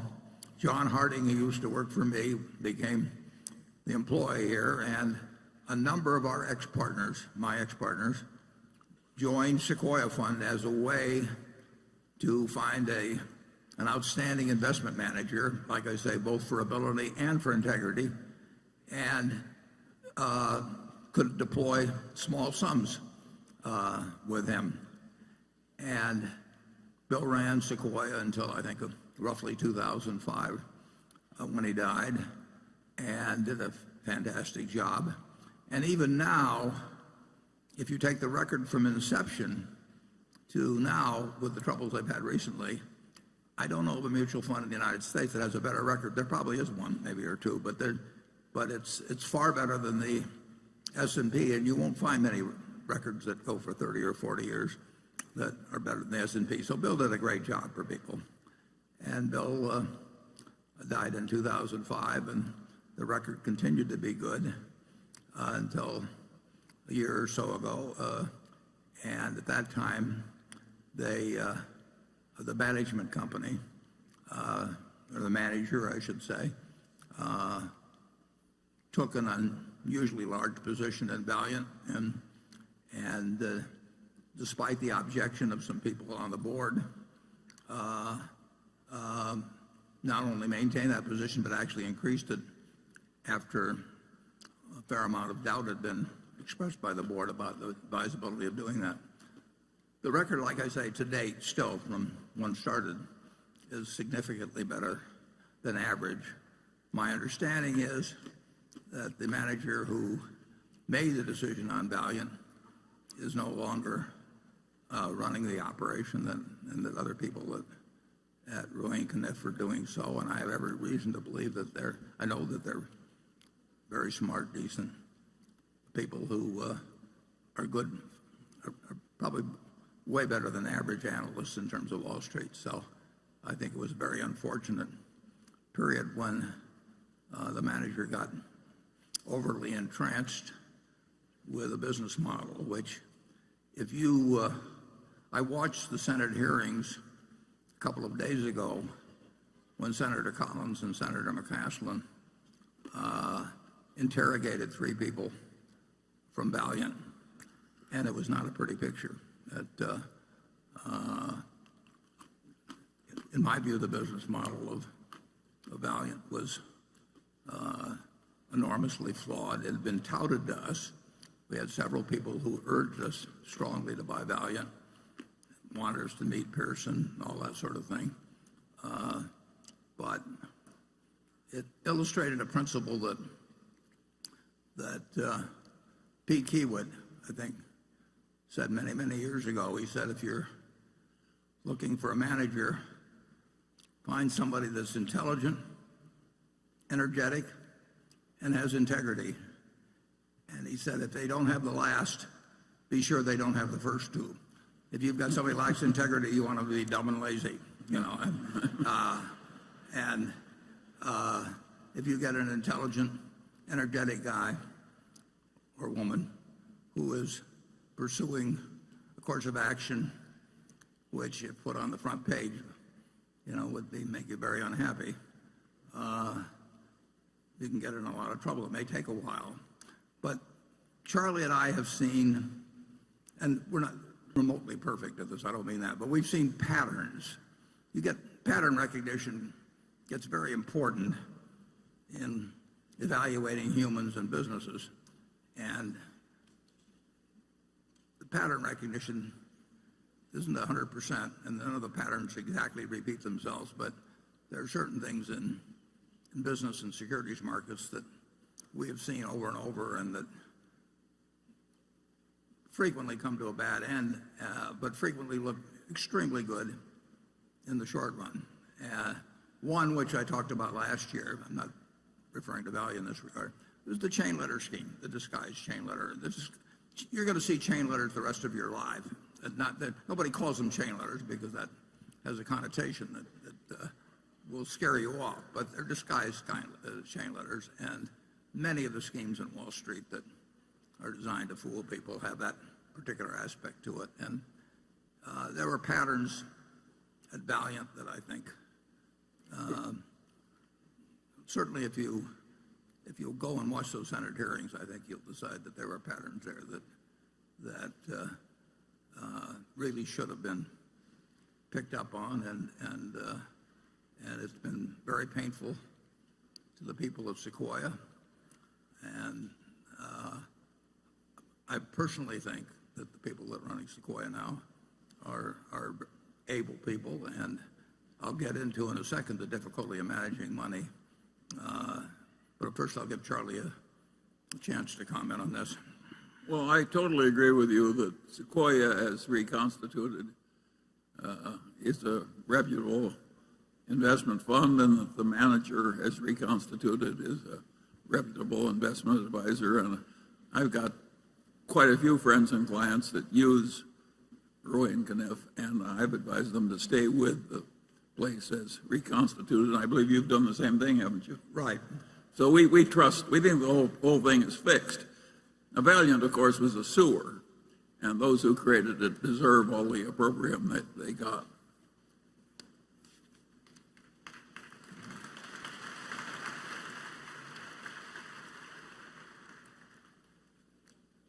In a few minutes we'll break, but I think it almost ties in with this last question. If we could put slide 3 up. I promised, some years ago I made a wager, and I promised to report before the lunch how the wager was coming out. And I've been doing that regularly, but it seems appropriate, since it's developed this far, to point out a rather obvious lesson, which was what I hoped to drive home to some degree by offering to make the wager originally. Incidentally, when I offered to make the wager, namely that somebody could pick out 5 hedge funds and I would take the unmanaged S&P index used by Vanguard Fund, and I would bet that over a 10-year period that the unmanaged index would beat these 5 funds that were all being managed, presumably. They could pick any 5 funds that were managed by people who were charging incredible sums to people because of their supposed expertise. And fortunately, there's an organization called, or at least if you go to the internet, if you put in longbets.org, it's a terribly interesting website. You can have a lot of fun with it because people take the opposite side of various propositions that have a long tail to them and make bets as to the outcome, and then they both give each side gives their reasons. And you can go to that website and you can find bets about, what population will be doing 15 years from now, or all kinds of things. And our bet became quite famous on there. And a fellow I like, who I didn't know before this, Ted Seides, bet that he could pick out 5 hedge funds. These were funds of funds. In other words, there was one hedge fund at the top, and then that manager picked out who he thought were the best managers underneath, and then bought into these other funds in turn, so that the 5 funds of funds represent maybe 100 or 200 hedge funds underneath. Now, bear in mind that the hedge fund, the fellow making the bet, was picking out funds where the manager on top was getting paid perhaps 0.5% a year, plus a cut of the profits, for merely picking out who he thought were the best managers underneath, who in turn were getting paid maybe 1.5% or 2%, plus a cut of the funds on profits. But certainly the guy at the top was incentivized to try and pick out great funds, and at the next level, those people were presumably incentivized too. So the result is, after 8 years, and several hundred hedge fund managers being involved, is that now the totally unmanaged fund by Vanguard, with very, very, very minimal costs, is now 40-some points ahead of the group of hedge funds. Now, that may sound like a terrible result for the hedge funds, but it's not a terrible result for the hedge fund managers.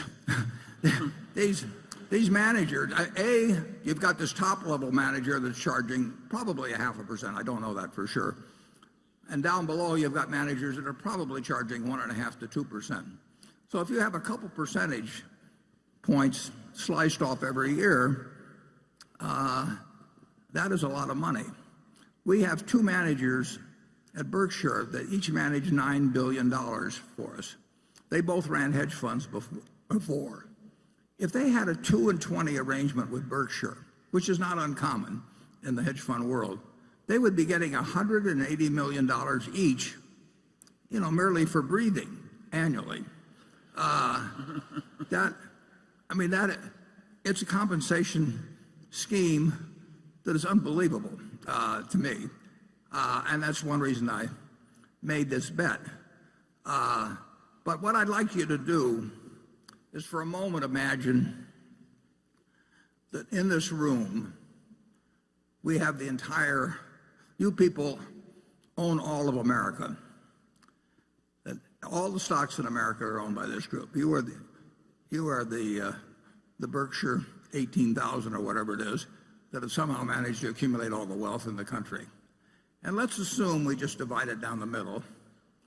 And on this side, we put half the people, half of all the investment capital in the world, and that capital is what a certain presidential candidate might call low energy. In fact, they have no energy at all. They buy half of everything that exists in the investment world, 50%, everyone on the side. And so now half of it is owned by these no energy people. They don't look at stock prices. They don't turn on business channels. They don't read the Wall Street Journal. They don't do anything.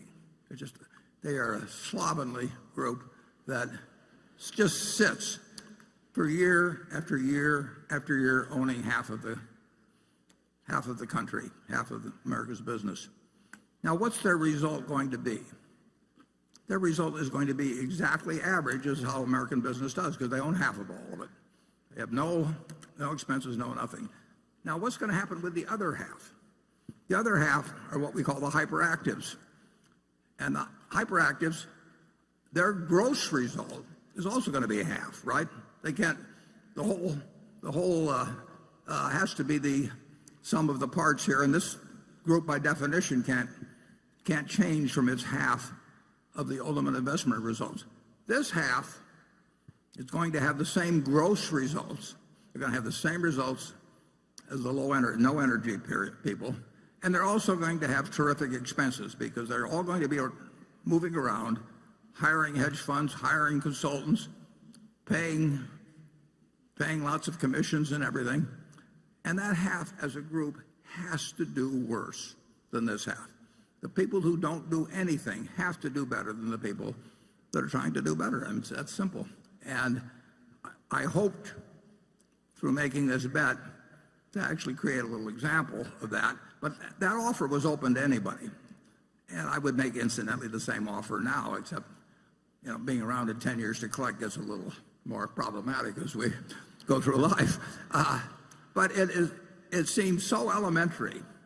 But I will guarantee you that no endowment fund, no public pension fund, no extremely rich person wants to sit in that part of the auditorium. They just can't believe that because they have billions of dollars to invest, that they can't go out and hire somebody who will do better than average. I hear from them all the time. So this group over here, supposedly sophisticated people, generally richer people, hire consultants, and no consultant in the world is going to tell you just buy an S&P index fund and sit for the next 50 years. You don't get to be a consultant that way, and you certainly don't get an annual fee that way. So the consultant's got every motivation in the world to tell you, this year I think we should concentrate more on international stocks, or this year this manager's particularly good on the short side. And so they come in and they talk for hours, and you pay them a large fee, and they always suggest something other than just sitting on your rear end and participating in American business without cost. And then those consultants, after they get their fees, they in turn recommend to you other people who charge fees, which, as you can see over a period of time, cumulatively eat up capital like crazy. So I would suggest that what I felt sure, I didn't feel sure because nothing, can't tell for sure about any 10-year period, but I certainly felt very probable or I wouldn't have stuck my neck out. It just demonstrates so dramatically. I've talked to huge pension funds and I've taken them through the math, and when I leave, they go out and hire a bunch of consultants and pay them a lot of money. And it's just unbelievable. And the consultants always change the recommendations a little bit from year to year. They can't change them 100% because then it didn't look like they knew what they were doing the year before. So they tweak them from year to year, and they come in and they have lots of charts and PowerPoint presentations, and they recommend people who in turn are going to charge them a lot of money. And they say, well, you can only get the best talent by paying 2 and 20 or something of the sort. And the flow of money from the hyperactive to what I call the helpers is dramatic. Well, this group over here sits here and absolutely gets the record of American industry. So I hope you'll realize that for the population as a whole, American business has done wonderfully, and the net result of hiring professional management, is a huge minus. And at the bookstore, we have a little book called Where Are the Customer's Yachts? Written by Fred Schwett. I read it when I was about 10 years old. Been updated it hadn't been updated, but new editions have been put out a few times, but the basic lessons are there. That lesson is told in that book from 1940. It's so obvious, and yet all the commercial push is behind telling you that you've got to think about doing something today that's different than you did yesterday. You don't have to do that. You just have to sit back and let American industry do its job for you. Charlie, do you have anything to add to my sermon? Well, you're talking to a bunch of people who have solved their problem by buying Berkshire Hathaway. That worked even better. And there have been a few of these managers of managers who've actually succeeded. There are a few in the universities who are really good, but it's a tiny group of people. It's like looking for a needle in a haystack.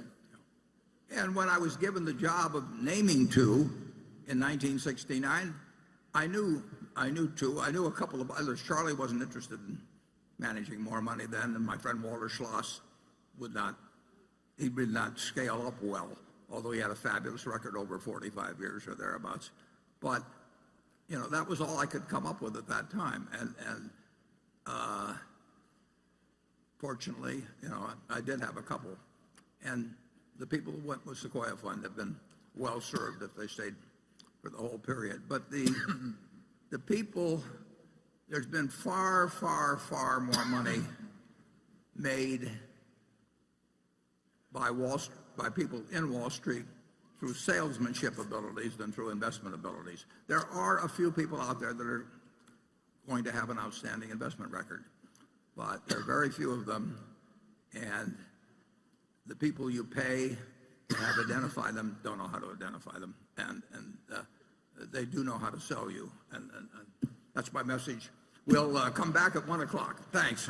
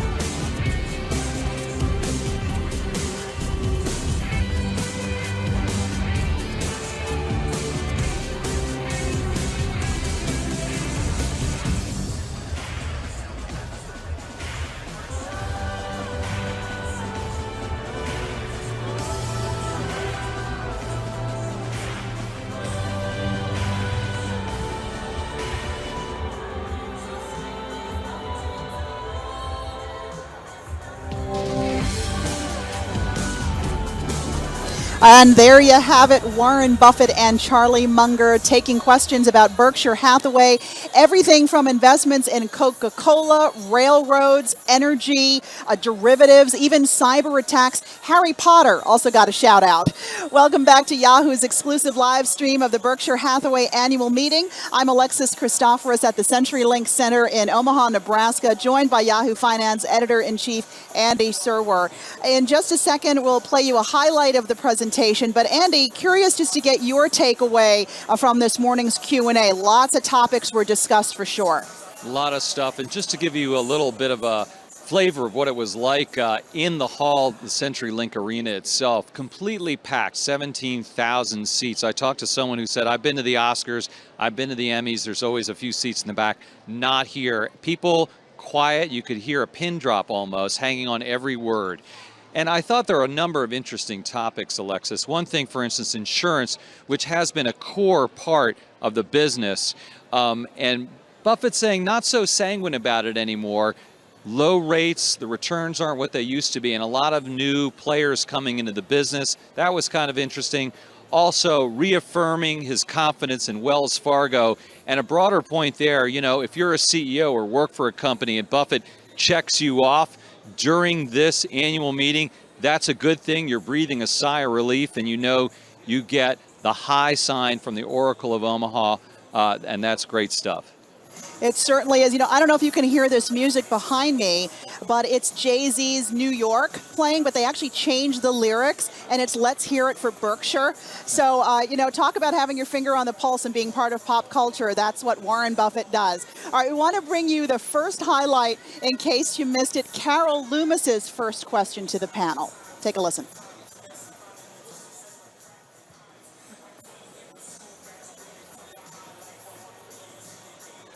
How are you doing?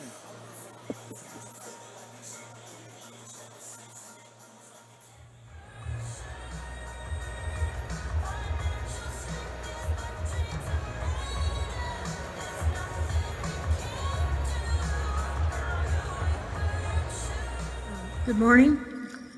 I'll make my very short a little speech about the fact that the journalists and the analysts too have given Charlie and Warren no hint of what they're going to ask. So they will be learning for the first time what that's going to be also. This question comes from Eli Moises. In your 1987 letter to shareholders, you commented on the kind of companies Berkshire liked to buy. Those that required only small amounts of capital. You said, quote, because so little capital is required to run these businesses, they can grow while concurrently making almost all of their earnings available for deployment in new opportunities. Today, the company has changed its strategy.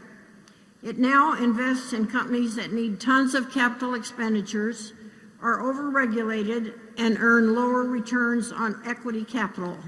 Why did this happen? Yeah, well, it's one of the problems of prosperity. The ideal business is one that takes no capital, but yet grows. And there are a few businesses like that, and we own some. But we are not able, we'd love to find one that we could buy for 10 or 20 or $30 billion that was not capital intensive.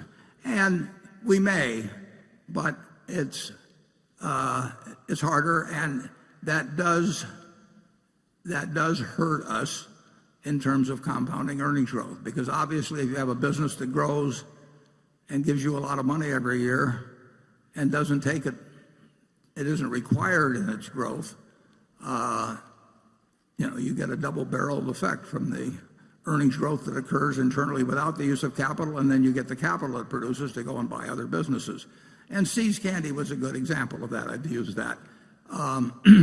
Back when the newspaper business was good, our Buffalo newspaper, for example, was a good example of that. The Buffalo newspaper was making, at one time, $40 million a year and had no capital requirements. So we could take that whole $40 million and go buy something else with it. But increasing capital acts as an anchor on returns in many ways, and one of the ways is that it drives us into, just in terms of availability, it drives us into businesses that are much more capital intensive. You just saw a slide, for example, on Berkshire Hathaway Energy, where we just announced, just in the last couple of weeks, we announced a $3.6 billion investment coming up in wind generation. And we pledged overall to have $30 billion in renewables. Anything that Berkshire Hathaway Energy does, anything that BNSF does, takes lots of money. We get decent returns on capital, but we don't get the extraordinary returns on capital that we've been able to get in some of the businesses we require that are not capital intensive. As I mentioned in the annual report, we have a few businesses that actually earn 100% a year on true invested capital. And clearly that's a different sort of operation than something like Berkshire Hathaway Energy, which may earn 11 or 12% on capital, and that's a very decent return, but it's a different sort of animal than the business that is very low capital intensity. Charlie? Well, when our circumstances changed, we changed our minds. Slowly and reluctantly.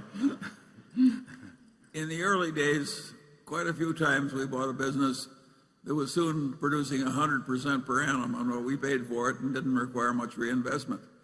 If we'd been able to continue doing that, we would have loved to do it. But when we couldn't, we went to Plan B. And Plan B is working pretty well. And in many ways, I've gotten so I sort of prefer it. How about you, Warren? Yeah, that's true. When something's forced on you, you might as well prefer it.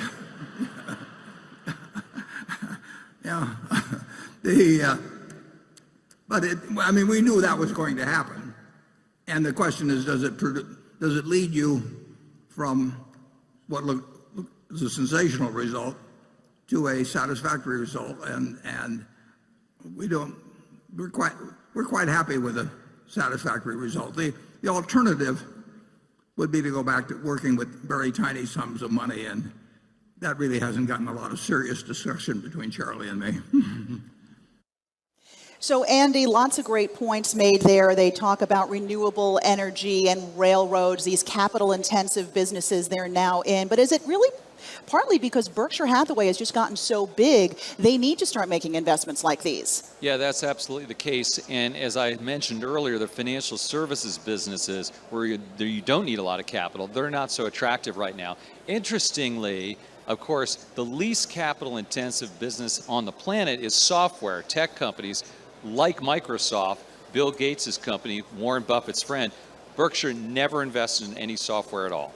Yeah, it just doesn't seem to be his thing. Not at all. He always says invest in what you know. Maybe that's just not his thing. All right, Andy, thanks a lot. We'll check back in with you in a little bit. I want to bring in Nicole Sinclair now. And Nicole, you listened to the meeting as well, to the Q&A session. What was your take on the capital expenditure talk? Well, first of all, from a big picture perspective, it's always amazing to be at this kind of event. There was so much laughter filling the arena, a lot of energy. But really, while he did address some company-specific issues like the capital investments at BNSF Railroad, for example, Wells Fargo, some other specific business issues, he really answered a lot of broader picture questions. And that was really important. From presidential candidates to sugar, the broad economy, even drug pricing toward the end of that session. So really touching on a lot of topics there. As the business has shifted, he has a broader view. I think the big takeaway, the broad takeaway is things are tough right now, but long term, he's very optimistic and he's really positive on the long-term future of America. And he's really been that way all along. Now, you had a special guest in the exhibition hall with you recently. We want to go back to Andy really quickly, though. Andy, we've got lots of special guests flying around here today. And Andy, you've got a special guest with you. Who have you got for us? I do. I'm here with Ron Olson, who is a real Berkshire insider. He's been a director of Berkshire Hathaway since 1997. He's a partner at Munger, Tolles, Olson, the Los Angeles law firm. That's Charlie Munger's law firm, or your law firm with Charlie. Got it. Exactly. Charlie was a founder of our law firm, but he doesn't practice with us now or for years prior. Right. So let me ask you about this morning, Ron. What do you think was sort of the most interesting takeaway? Well, I think there were a lot of interesting things. I thought the way in which Warren defended Mid-America against the charges of environmentalists that we, Mid-America, have frustrated the movement to solar by taking a position against the subsidizing of the solar homeowners in Nevada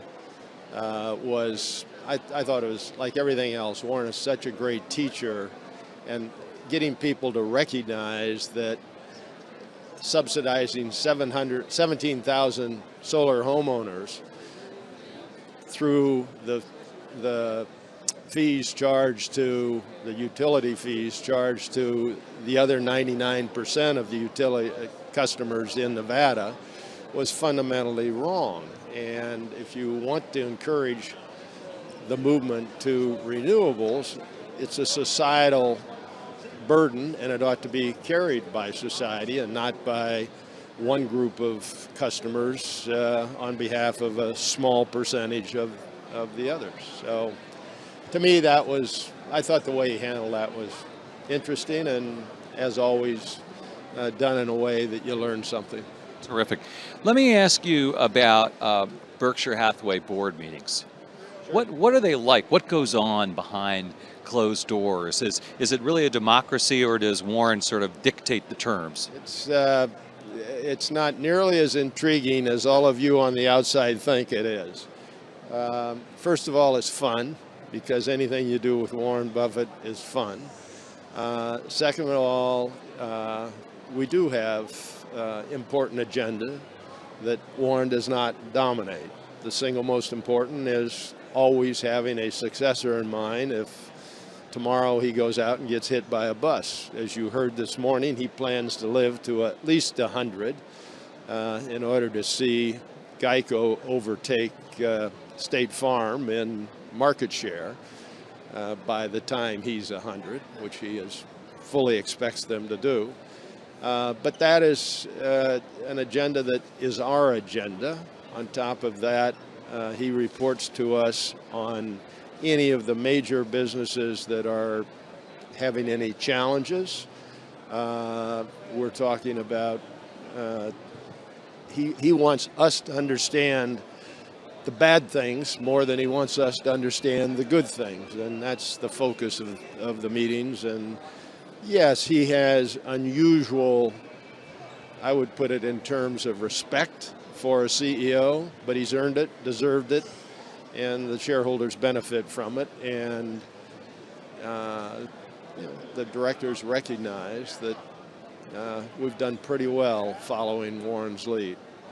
All right, Ron Olson, Berkshire Hathaway Director, Partner at Munger, Tolles. Olson, thanks very much for coming on. Thank you, Andy. Good. Back to Alexis. Have a good time, everybody.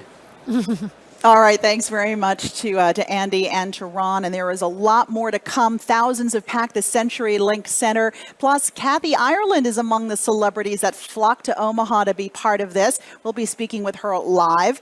You're watching Yahoo Finance's exclusive live stream of the Berkshire Hathaway annual meeting. Remember, you can also watch this live stream on the Yahoo Finance app. We'll be right back.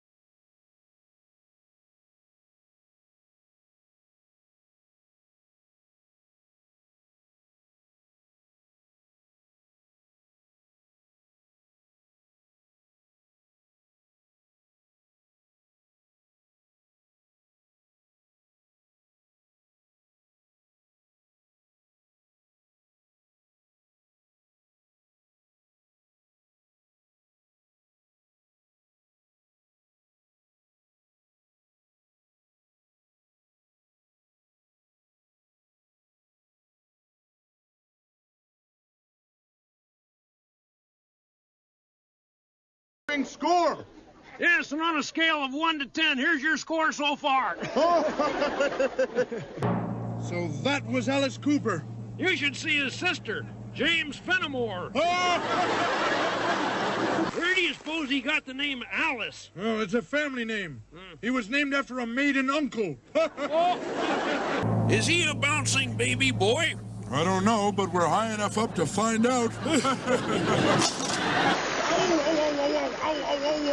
Hey, are you speaking Hawaiian? No, I bit my tongue. Well, I always heard that music can soothe the savage beast. Now I believe it. Yeah, good thing the lion learned to sing. Stallone would have killed him. Well, they say all good things come to an end. What's that got to do with this show? Are these seats taken? No, take them! How'd you like that song by those prairie dogs? Well, there's a number I could go for. Go for! That Roy Rogers is one good singer. Yeah, but if he does any of those rope tricks, I'm leaving.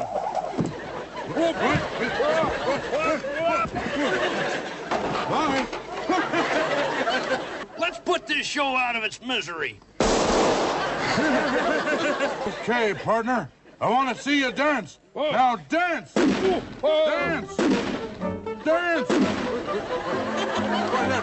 That's beautiful. You think I could dance like that? Well, of course. Oh! Oh, my foot! Oh! Oh! Moo. No! Boo! Boo. Hooray! Hooray! Watch what you say tonight. I think the place is bugged. You know, seeing a number like that always makes me nostalgic. Yeah? Nostalgic for what? DDT. So they blew up half the theater. At least they blew up the right half. There. Where'd this lobster come from? Newburgh. Wonderful. Yeah, that's the way. Great. Now, why can't they do numbers like that? We just did. Yeah, so you did. Wasn't very good after all. Ooh! Terrible! Well, that's talent. An opera singer who tap dances and sings cowboy songs. I wonder if there's anything she isn't good at. Yes? Choosing what show to be on.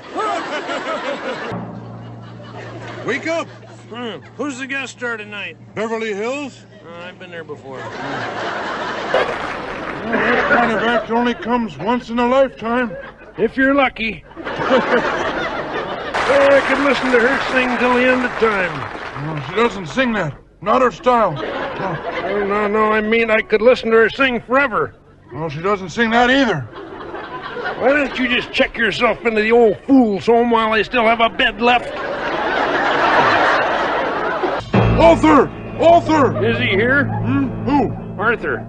Go back to sleep. Why us?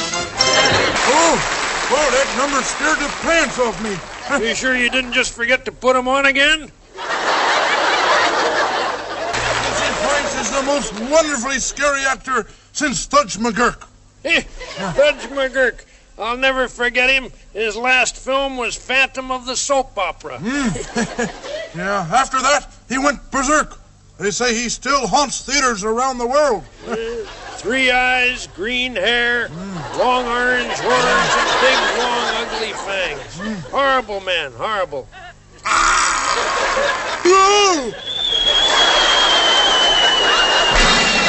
Hey, listen, on your way back up, bring some popcorn. With butter. This show should be reported to the Consumer Protection Agency. Why? The host was just consumed. Don't count on it. Hey, this is our box, fella. Let me see your ticket stub. Well, by the way, I thought your wife was coming tonight. The old bat couldn't come. Well, the rest of them sure made it.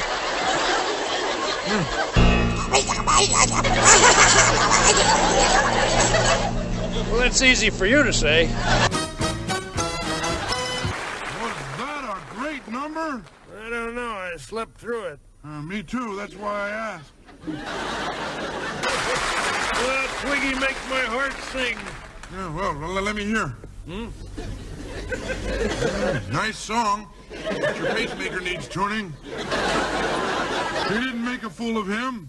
Nope, he managed it all by himself. Well, every week this show looks better to me. Every week your eyesight gets worse. That song had a nice beat. No, I don't want to eat. I said beat, you old fool. Why don't you turn up your hearing aid? There's gonna be a raid. Well, let's get out of here. I give up. Yeah. Oh, wonderful. I remember Ethel Merman in the opening of Panama Hattie. You're old enough to remember Teddy Roosevelt in the opening of the Panama Canal. She and Kermit make a nice pair. Well, she certainly is a peach. More! Hey, wait. Look, there is more. Oh, good grief, they heard me. I wonder why I'm so itchy. Maybe the show is starting to get under your skin. Maybe this week they'll be funny. Wanna bet? Well, why would they have a bunch of chickens sing Babyface? Because the alligators were sick. That makes sense. Terrible. Awful. I hated it. Wonderful. Spectacular. I loved it.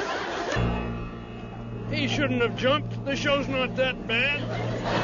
Why do we keep doing this? Do you suppose they have any life on other planets? What do you care? You don't have any life on this one. Don't tell me you like that trash. Oh, my hand went to sleep. Oh. I wouldn't mind this show if they just got rid of one thing. What's that? Me? Why don't we all go home and read a book? I didn't understand a word of that. Mit Grusnul et der Flutflüt. Oh, why didn't they say that in the first place? Hey, wake up. What'd you think of that last number? Oh, that George Phyllis is a wonderful singer. You mean Phyllis George is a wonderful singer. They're both terrific. Of course, Phyllis George won. No one else is here. None of the others would be dumb enough to come back. I can't believe those rats were responsible for this show. Why not? They were also responsible for the bubonic plague. Oh, they were terrific. Well, they should be. They've been practicing since 1908. Was that Diane? Sure it was. Didn't you recognize her? I thought she wore a black patch over one eye. No. That's her sister, Marcia Diane. I don't understand him. Why doesn't he go back to what he was doing before he became a chef? What was that? Nothing. You think this show constitutes cruelty to animals? Not unless they're watching it. Well, I think I'll go to the dentist. No? Sure, after this show, nothing hurts. You know, if this show was an airplane, it would have been grounded. I like that tune. How about you? I like New York in June. How about you? You know, I'll always regret that I didn't study Shakespeare when I was a kid. When you were a kid, you could have talked to Shakespeare. Well, this has been an evening to remember. Why? I forgot. Poor Statler, he couldn't take it anymore. Oh, what a great number. We should send roses back to Carol Channing. What'll we give the weird guys with the big eyes? 50 lashes. With friends like these. Who needs emeralds? Well, on a scale of 1 to 10, we give it a 3. Oh, well, maybe it wasn't that good. Let's give it a 1.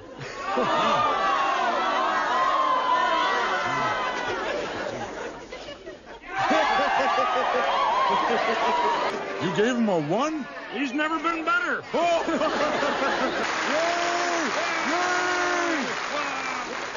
wow, wasn't that great?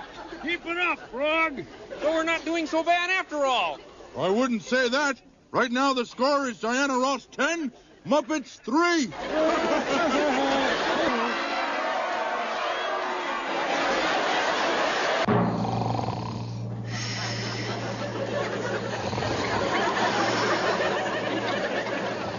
Well, I've seen many an egg laid on this show, but this is a first. Why? They laid a deviled egg. You look like two kindly old gentlemen. Can I hide here?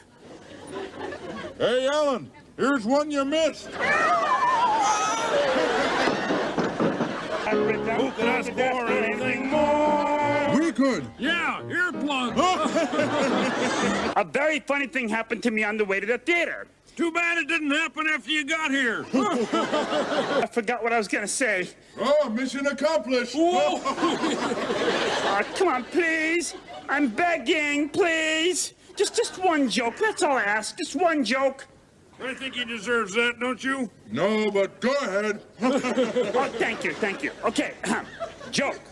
What do you get when you cross the Atlantic with the Titanic? I don't know. What do you get when you cross the Atlantic with the Titanic? Halfway. That's pretty funny. No, it isn't. I was on that ship. Wasn't funny then, and it isn't funny now. Why'd you do that to poor Fozzie? Do what? I really was on the Titanic. I know. You still have the dress you wore so they'd let you in the lifeboat. You think that Jekyll Hyde stuff is expensive? No, my wife has a whole glass of it every morning. Why do we always come here? I guess we'll never know. It's like a kind of torture to have to watch the show. Boo boo! Say to the men in the theater box, Don't boogie in the barnyard. Fire Down Below. Great number. Thanks. Thanks. You didn't write Fire Down Below. No, but the guy who did had just had a bowl of my chili. I bought gold back when it was cheap. Really? Where is it now? A great little actress. Yep, and getting smaller all the time. That girl's a big talent. Yep, and getting bigger all the time. What did you think of Humpty Dumpty? Terrible. I hate off-the-wall comedy. I think it should be declared a mistrial. What do you mean, miss? He hit every one of them. What's that noise? I think that's Lewis Carroll turning over in his grave. Hey, don't start on our account. You know, it's too bad Gonzo's leaving the show. Yeah, I can think of some other people I'd rather see leave the show. Who? Me. Do you ever go to those dances? Can't. I've got a slip disco. Slip disco. What are they doing with those spoons? Scraping the bottom of the barrel. I'm not surprised. That's how they get all their acts. You know, Gonzo would have been perfect for that movie he was going to star in. What movie was that? The Revenge of the Little Blue Geek. What's this fish doing in our box? The same as us, suffering. I wonder why they didn't just let Arlo do a solo. They were afraid if they left him alone, he'd make a run for it. Those heifers are pretty good hoofers. Yeah, just hope it doesn't curdle the milk. Well, that was different. I should say so. So many of these songs are long and boring. Yes, they finally managed one short and boring. Does that mean they're getting better or worse? Was that supposed to be poetry? Yes, the bear has gone from bad to verse. Well, as they say in France, adios. That's Spanish. I know, I don't speak French. Don't start. We haven't left yet. No. You think the lobsters would share some of their popcorn with us? No chance. They're too shellfish. You're too shellfish. What'd you think of Linda? Terrific. Yeah, how about that rubber band? Well, make him into a tire and drive him to Pittsburgh. How come chickens are getting so big on this show? Well, chickens thrive on corn. Good grief, you've turned into... Money Man! What do you think of pigs on bikes? I never have liked road hogs. Road hogs! What are those old flying things? Snowbirds? Snow good either. Hold on, here we go. You know, something doesn't have to be funny to be good. What'd you think of this show? It was good.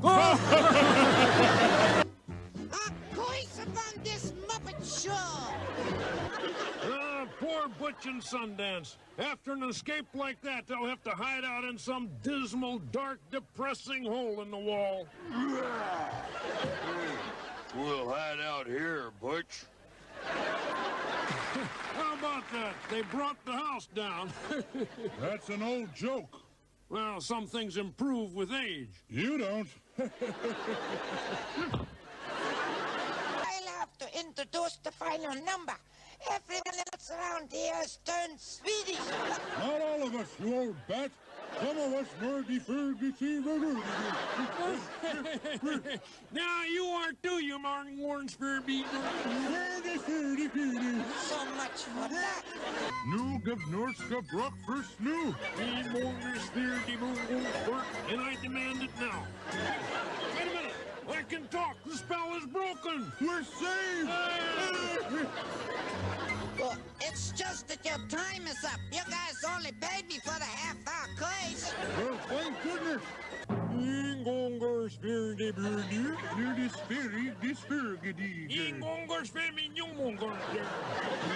How much do you want not to start? I wonder if we'll be called up as witnesses at the trial. What trial? Well, you don't think Andy's gonna take this lying down? Oh! I'm gonna see my lawyer. Why? Gonna find out if you can sue a show for breach of taste. Oh, oh please don't make us watch it again. You know the trick I'd like the frog to do? What's that? Make us disappear. Did you ever see anything put together worse than that? Yeah, my first wife.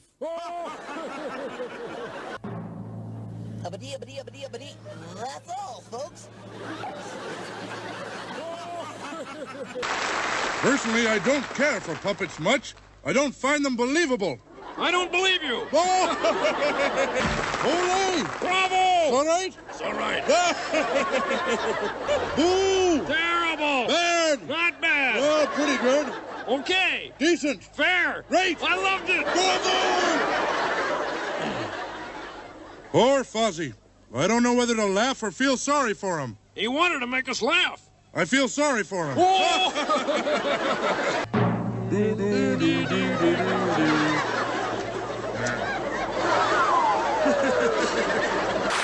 those mummies didn't exactly bring the house down. Oh, the roofers are handling that. Great number. I love trains. Yeah, but planes are safer.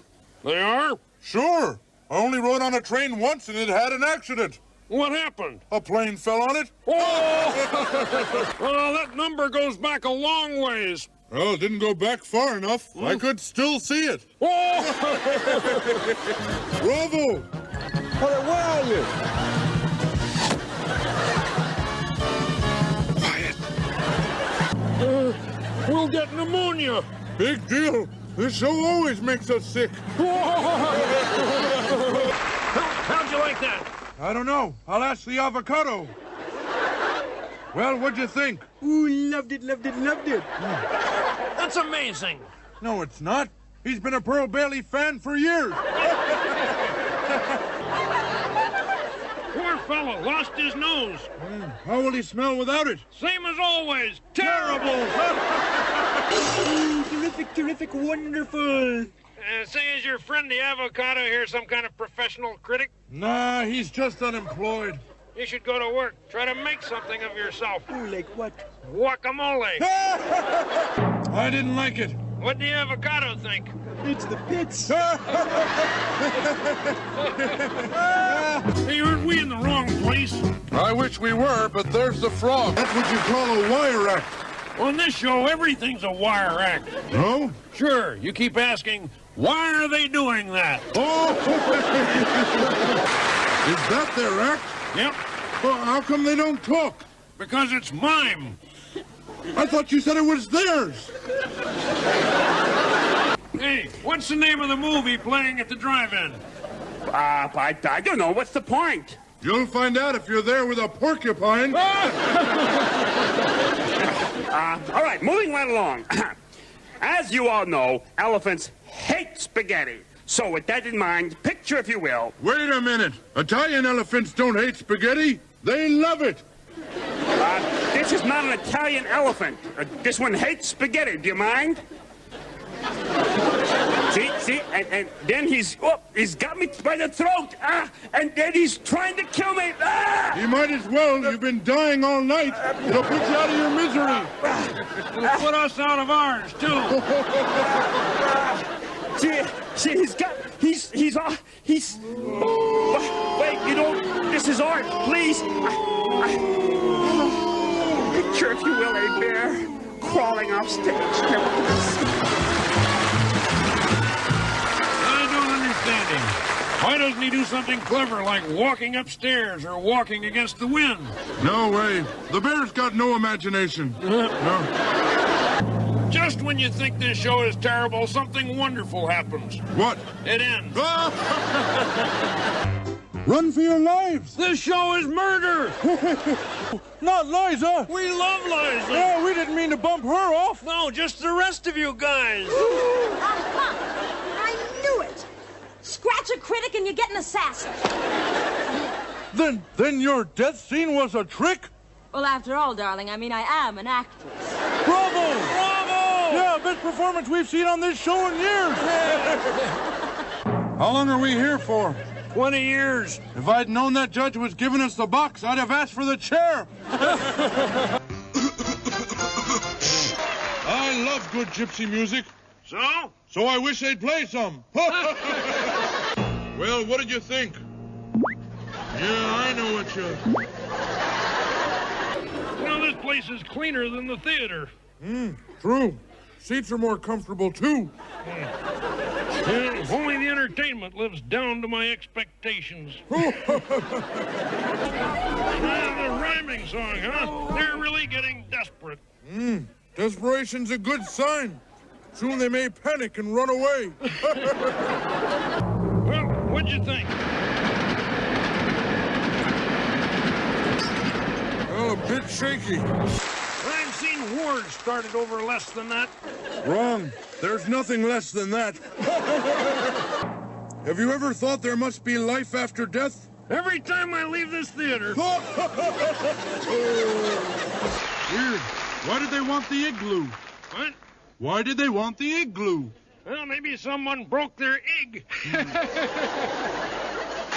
know, usually operetta music puts me right to sleep. You too, huh? What are we waiting for? For it to get tacky. Well, another first on this show. How's that? Well, it's the first time we've had to wait for it to get tacky. That must be the glue, all right. Well, what glue is that? The one they mend the egg with. Good night. So long. Oh, no!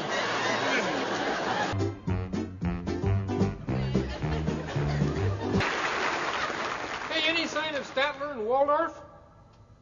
No, looks like they split for good. Maybe they didn't like the acoustics. Why, can't you hear what's being said on stage? Every word. What are you doing, Scooter? Oh, looking for Statler and Waldorf. They're missing. Hey. Hey, there they are. Well, I tell you, it's almost as bad out here as it is inside. Yes. Either way, we're sitting around looking at garbage. Still, I'd rather be here for this show. Yeah, the Muppets are always about the same. But this week's guest star, who? What's his face, Kay? Yeah, who?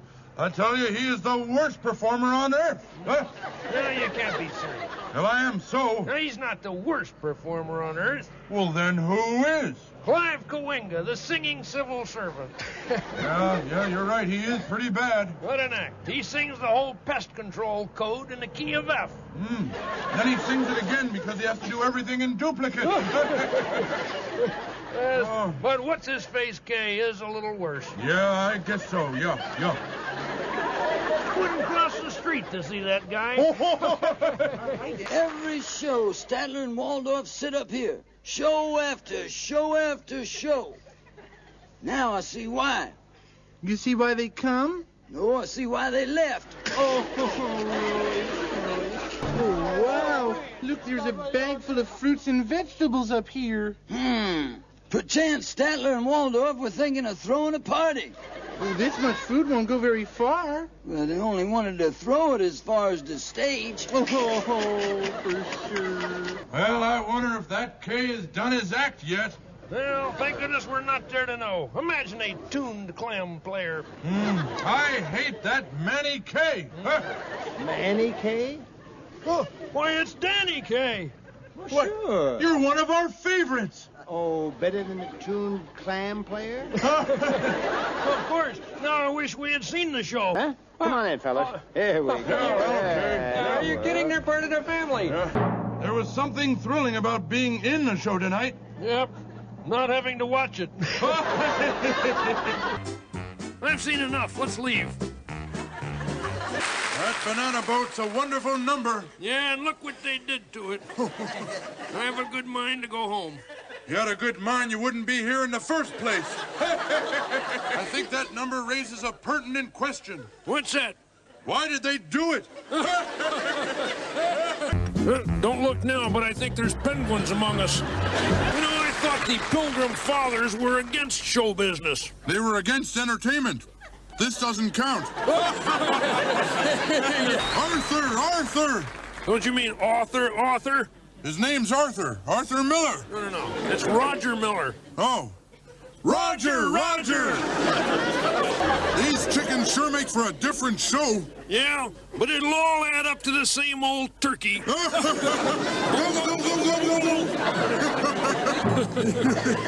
bet you were expecting chickens. Woof, woof, woof. Well, I've seen a lot of versions of Robin Hood, but none to match this one. How's that? The others were all good. What'd you think of Miss Piggy's outfit? I think she ought to kick the habit. That's an old joke. So are you.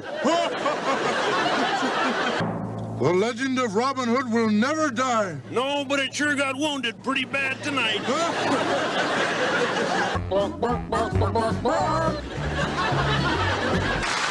Well, that number shows what a great actress Leslie Uggams is. Actress? She wasn't acting, she was singing. Yes, but she looked like she enjoyed it. That's acting. That's all for now from Muppet Labs. What do you suppose they call that? A novelty act?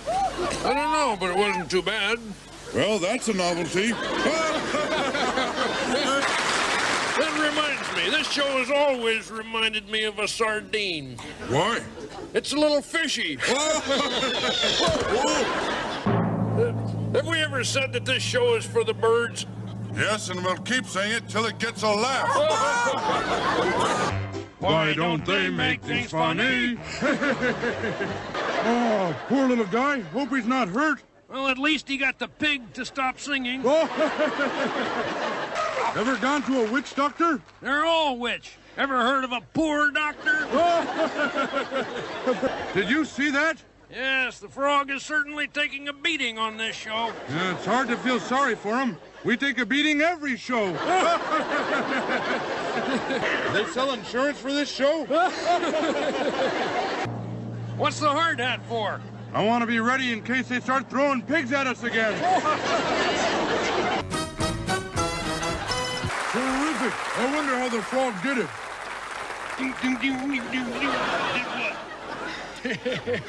Never mind. Oh, that puppet looks so alive. Well, that's more than I can say for you. Well, I just learned something about the Swedish chef I didn't know before. What's that? Cooking is the second worst thing he does. Well, shall we call it a night? Might as well. Certainly wouldn't call it a show. Quit while you're ahead. You know, I didn't know pigs could do that. Be that talented? No, be that bad. See, his new material isn't bad. Yes, but his new haircut is awful. No, I know it's the haircut. Sauerkraut? Double pork. It's the worst. Worst. The worst. The worst. The worst. The pigs may have taken over, but there's one thing about the show they haven't changed. What's that? It's still not funny. That was weird. I'll tell the world. Go ahead. That was weird. Weird. Think we'll be entertained tonight? I will. I brought a book. How do they do that? Do what? Am I crazy or was that good? You're crazy. I thought so. Boy, that number was something else. You mean it was good? No, it was something else. I like that last number. What did you like about it? It was the last number. Oh! Blah, blah, blah, blah, blah, blah, blah. Wonderful. Wonderful. Copenhagen. Twat. Well, that act certainly suited Gonzo. It did? Yep, suited him right down to the ground.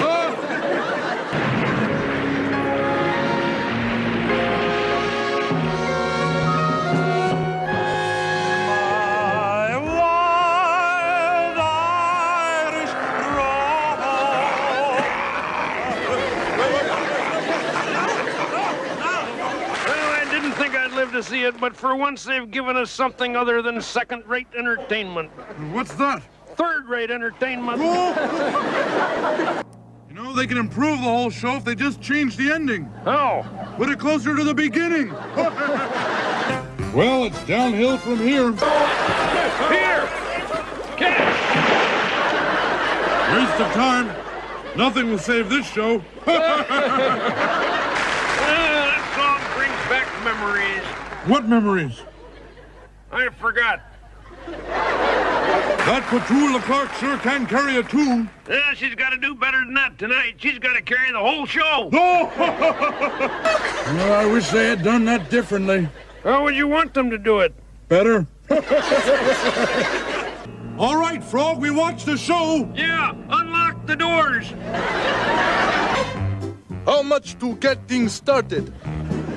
We just learned that the Muppet Show is being shown in 108 different countries. Uh-oh. Better get out your old army uniform. Yes, with 108 angry countries, there's bound to be trouble. Where is the land of the rising sun? I don't know. I never get up that early. Terrific! That's not clever. Anyone can drop their pants. I didn't know you were Lithuanian. What was that? That was very strange. It was very weird. It was peculiar. It was kind of amusing. Yes, it was rather funny. It was incredibly funny. I loved it. Hilarious!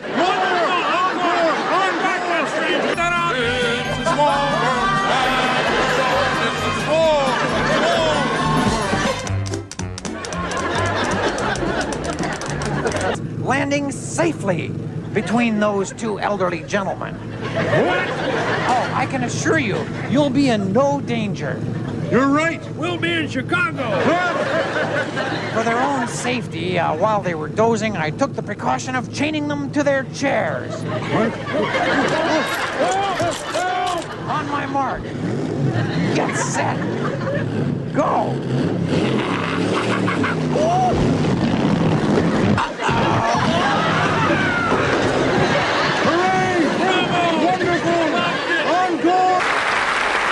You know, I really like that.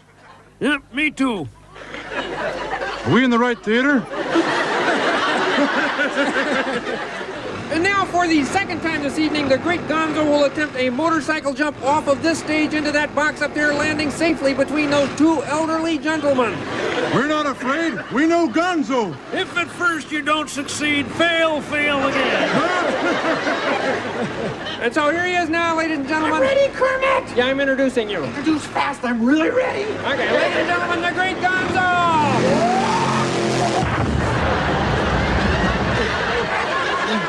There, that was easy, wasn't it? You know, this show's beginning to roll. So's the motorbike. Let's get this turkey on the road. Oh, J.P. Morgan is terrific. Yep, but that number was for the birds. You had to do that joke, huh? One of us had to, and I lost the toss.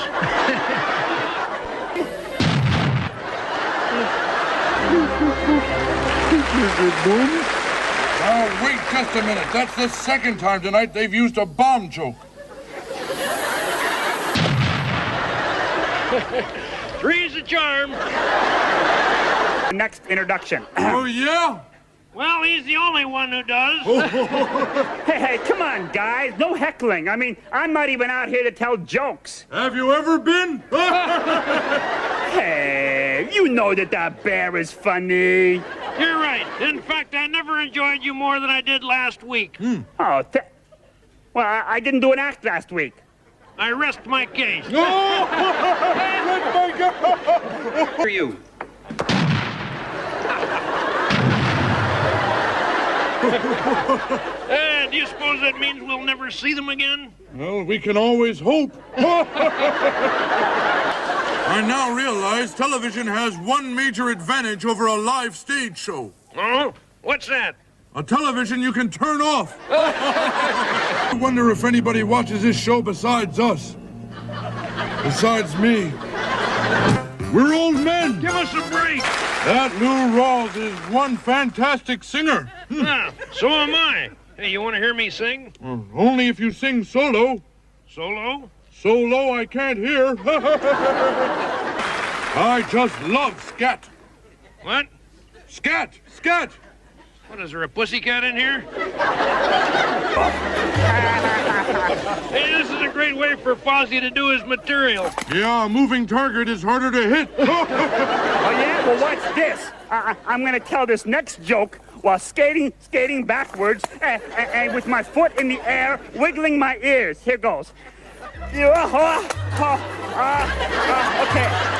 Guy walks into a diner. There's a horse behind the counter. The guy just looks at the horse. The horse says, "What's the matter? Surprised to see me here?" And the guy says, "Yeah. Did the cow sell the place?" He was doing okay till he fell off the stage. Wrong. He was doing okay till he came on the stage. Did the cow sell the place?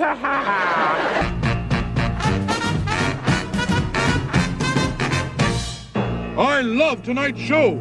Really? Of course not. Just wanted to see if I could say it.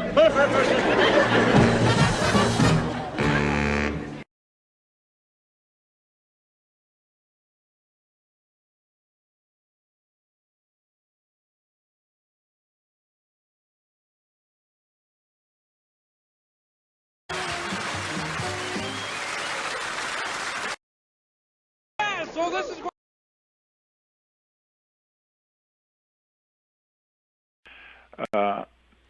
This is the visual indication of the expropriated commons, or which in the United States the bosses call it wilderness, though it's not wilderness at all. It's where people lived in a different relationship to the trees, the animals, and the earth. So, or you see straight lines of, these straight arrow highways. So as a land of squares, it means it's a land, I sort of enjoy the word because, back in the 50s anyway, squares meant somebody who was really out of it and who bought into capitalist modes of life. That's what I thought you were talking about at first. Yeah. Oh, good. So it's a play on words, but it's not just the two, they're related to one another. Absolutely. Yes. So... but what I would like to say about the earlier thing is that it doesn't have to be that way. And in fact, at one time, it wasn't that way. When immigrants from Europe came to America in 1627, they put up a maypole and danced around it with gay people, runaway servants, runaway slaves, and especially with Native Americans. This was in Quincy Bay in Massachusetts. But the Puritans in Boston came down heavily upon them. And that's an important story that has been deliberately kept from us. Absolutely, and you're talking about Marymount, and this is actually where I wanted to go next. I'm happy that you've gone there. Let's talk about that because I love history, and I really have not ran across this before, and I would love for you to further explain what Marymount was and who was there. Yeah. Well, I described the different groups, and, somewhat anachronistically, we can say it was multicultural, but I think in the spirit of Mayday, we'd want to say they were fellow workers enjoying life. They drank, they danced, they penned the first poem ever written in English in North America, and its final couplet goes with the proclamation that the 1st of May at Marymount shall be kept holy day. In other words, for them it was a holy and sacred time of year that was quickly repressed by Cotton Mather and those whose vision of life was one of endless work, whose vision of the earth was one of scarcity. And this was the opposite of Thomas Morton. In fact, Thomas Morton wrote a book about the experience. Again, this is 1627, called The New Canaan. And I think we should look into this again, because it shows Nathaniel Hawthorne thought that this was a turning point, in the destiny of America. One way led to slavery, privatization, and work. The other way led to forms of life affirmation, including cavorting and dancing with lots of different kinds of people. Even this story has to be discovered. They're not going to tell it to you. And those things that we have to discover ourselves generally are the best, aren't they? Yes. Hopefully. I worry that we're going to have a generation who doesn't even know what the commons mean. Here in Oregon, we had a little thing happen at the Malheur National Wildlife Refuge. I don't know if you're familiar with that, about some folks some folks took it over because it's public land, but they felt like they didn't have any access to it because it was public, and they're thinking if it's private, there will be more access for people to use it. They don't even understand what the commons mean. The commons is not the same as public. I know, and I'm just saying that it's what's like I said, what I'm worried about is, and I'm glad that you are bringing this out again, that folks don't even remember what the commons mean. Yeah, well, it's a slippery term, Ani, and the mall is sometimes called the commons, or you find these real estate guarded communities called the commons. And they're basically privatized and often racist. No, the ancient commons has to do, I think, as you said in your lead-in, where the earth especially, but other means of subsistence as well, are enjoyed especially by those who need them, and enjoyed not by all. It's not a free-for-all, but by communities. Right. Will control their own. It's more like workers' control. Right. It's more like, I'm not sure how Native Americans, I'm just thinking now of Oregon, manage the salmon runs on your great rivers, or... Right. As I understand, and as happens, fairly much around the world in indigenous cultures, there is a networking, but things were very localized and under direct control of the people living amongst and in that area, right? And there was a network of cooperation to manage large regions together. And manage is not exactly the right word here, but to live in relationship with that space, with that area. Yeah. No, we need to find new words often to describe the new realities that we're building. Right. And sometimes the old words, can be helpful in just suggesting another world, like estovers or pannage. All these things come out of the history of the agrarian commons in England. But I was thinking, of Mayday as well in this process. And Mayday, as I said earlier, was a an obstruction to endless toil. It's a time of freedom. It's a time of play.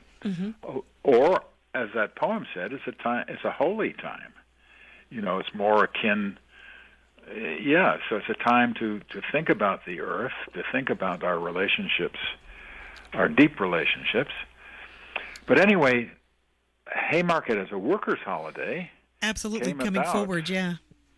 Partly with the mechanization of private land, because the McCormick Works in Chicago produced the mechanical reaper that basically gave the incredibly fertile and beautiful Midwest plains a buzz cut, partly later responsible for the Dust Bowls. Right. But the workers had their wages cut by 15% in a company, McCormick, that had a profit rate of 71%.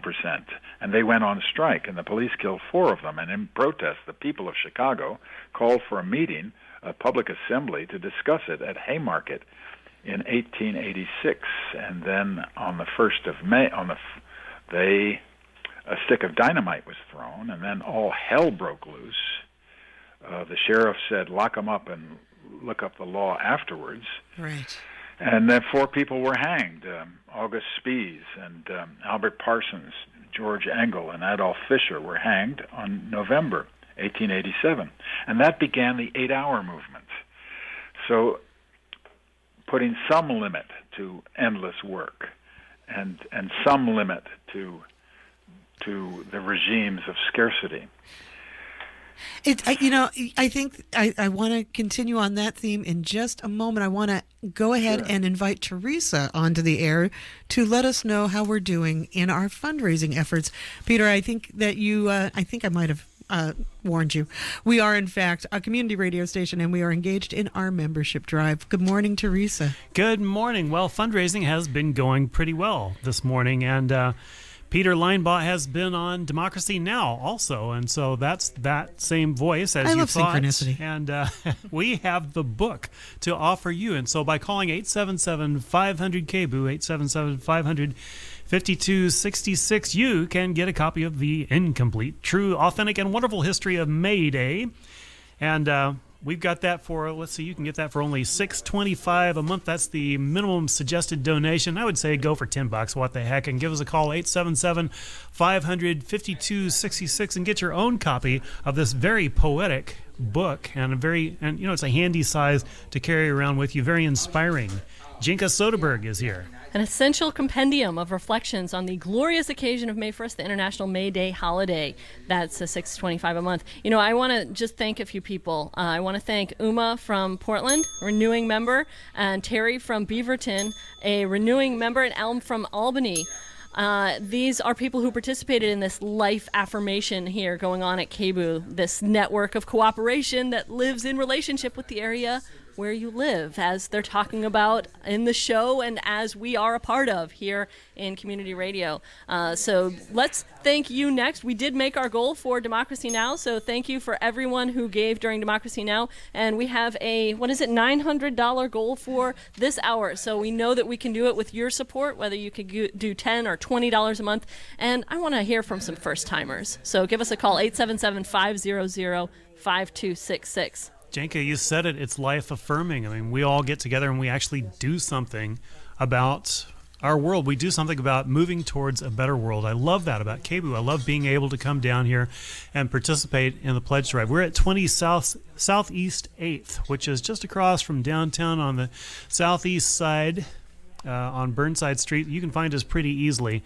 You can come on in if you want to make a donation that way. Otherwise, I suggest you click kboo.fm or call us at 877-500-KBOO, 877-500-5266. I think you'll enjoy having the book. We have several copies that we are ready to hand out to you. The Incomplete, True, Authentic, and Wonderful History of Mayday. The people who brought you the 8-hour day. Yeah, a very auspicious time just before this year's May Day. These are the people who decided to make a stand back then at Haymarket Square in Chicago. and gave their lives for it. And this is something that spread 1882? across the world. 1886, 86, right? okay. Yeah. So hey, it's an anniversary. So this is 120. 130 years. We're just getting started. 877-500-5266 Time to is the number to support call. community radio. And we still have Amy Goodman tickets. $20 a month contribution will get you tickets to that sold-out appearance of Amy Goodman here in Portland on May 8th. That's a week from Sunday. So do your part for KBOO and get your tickets to Democracy Now! Amy Goodman, 877-500-5266. We do still have some of those left. But they are going fast. 877-500-5266. And, we don't accept contributions from the corporations who are trying to take away your 8-hour day, who are trying to take away any sort of time that you spend except in toil and moil. We are a community radio station. We rely on your contributions, and we like it that way. It's much better. It allows us to be independent. It allows us to be fiercely independent. Actually, it allows us to tell the truth from the bottom up. 877-500-5266 is the number to call. You know why you listen, and you know why it's important. So just go ahead and take the action. 877-500-5266.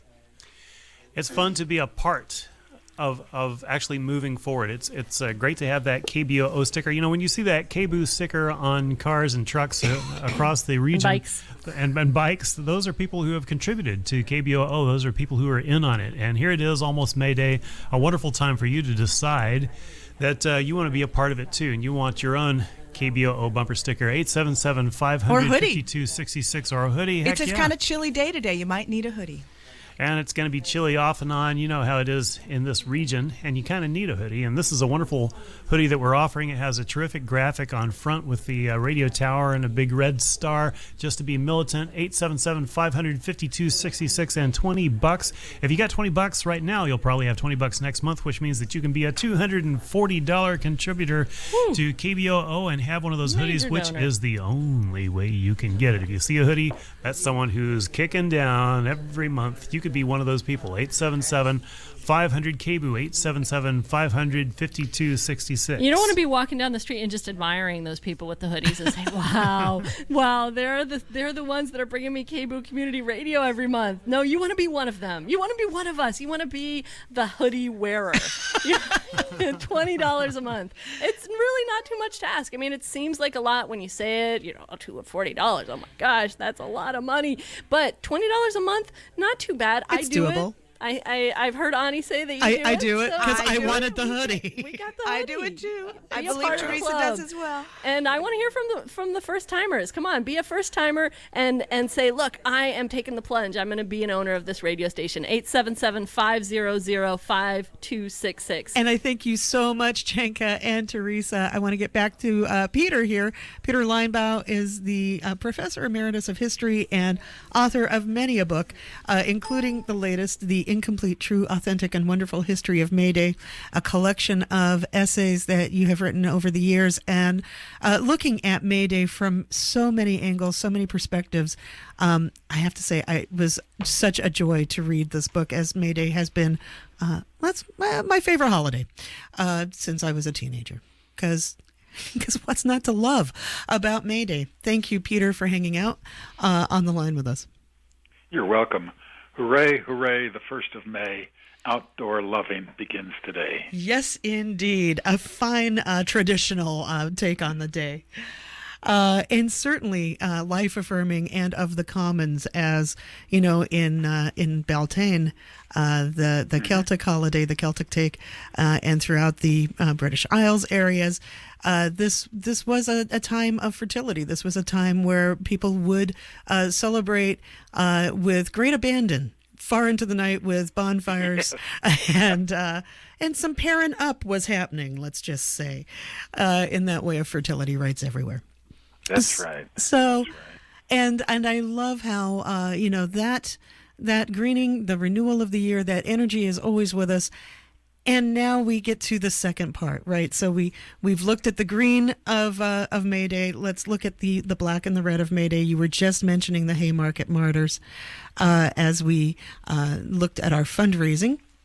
And I think that would be a good place to stay for just a moment.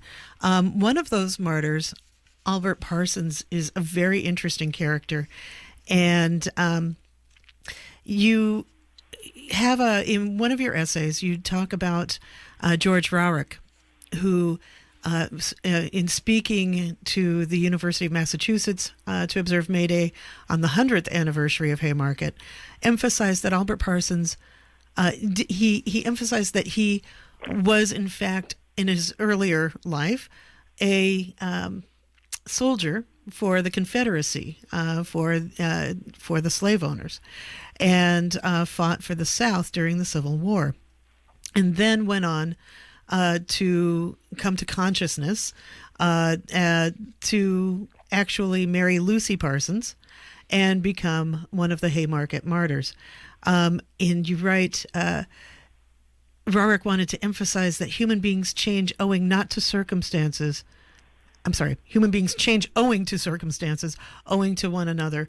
We do not change just as we please. It takes agitation, education, and organization. And I thought that was a wonderful, again, affirming way to look at it. People, we can agitate and we can motivate each other to strive for that world where workers are respected and where we don't toil for the ruling class any longer. And moreover, George Rowick would always emphasize not to give up on those who disagree with you. That is, to keep arguing, to keep discussion going, because people can change, and people do change.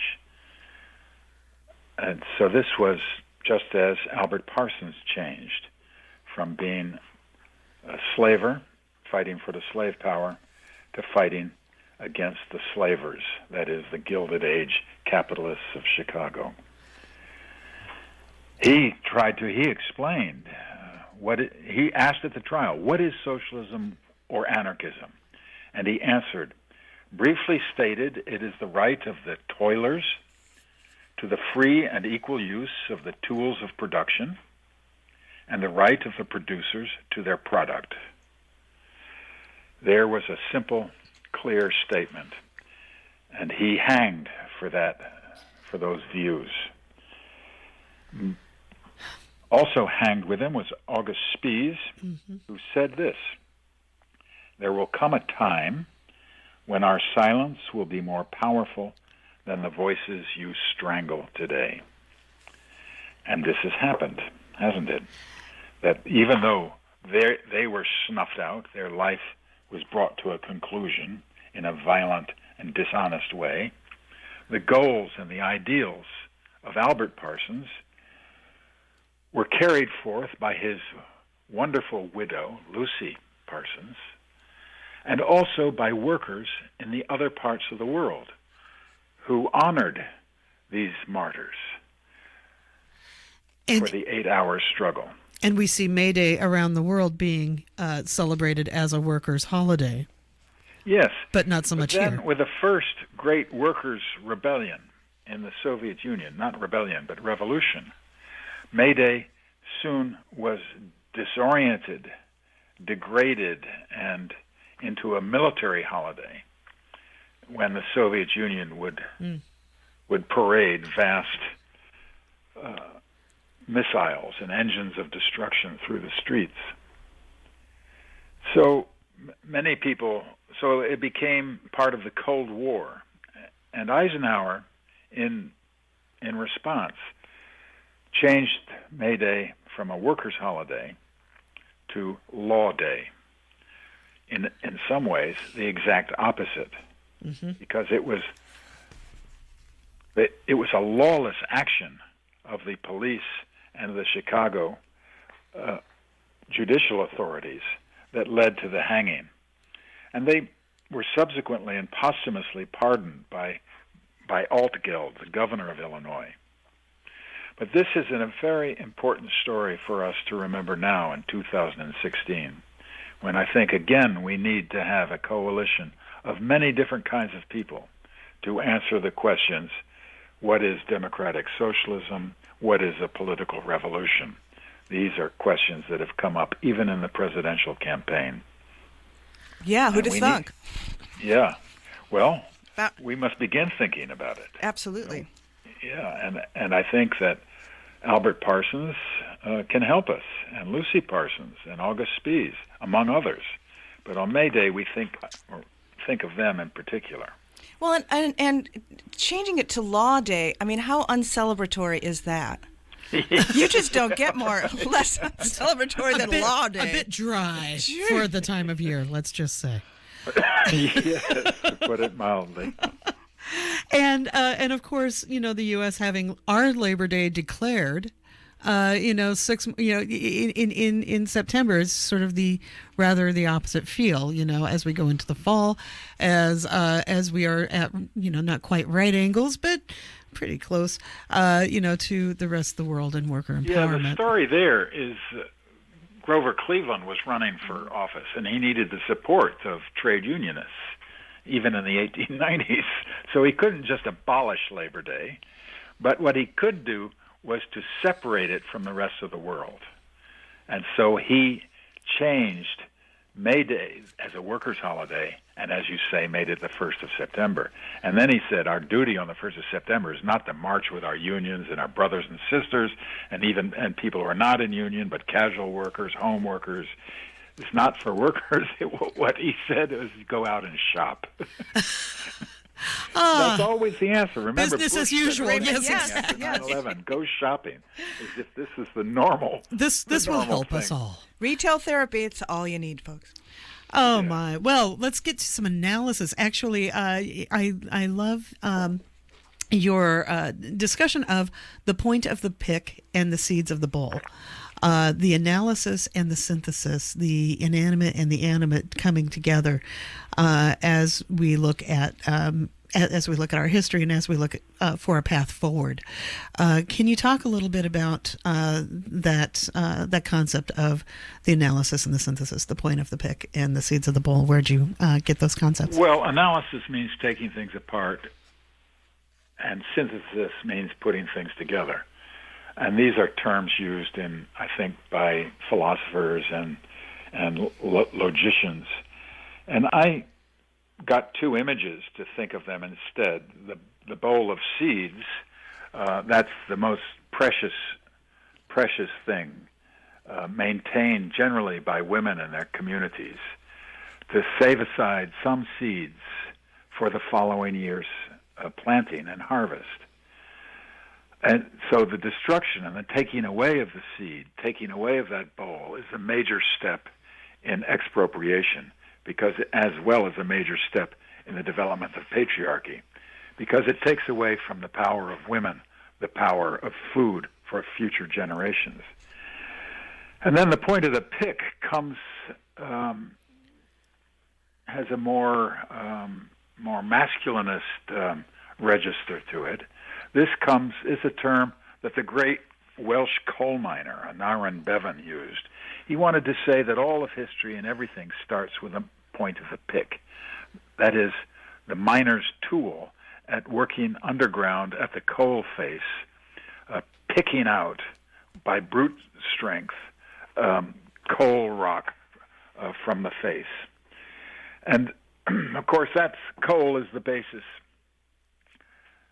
is long-term basis of energy, from millions of years ago, and then is then brought up to the Earth's surface, and now, as we know, up into the sky, so that the whole world has been turned upside down, so to speak.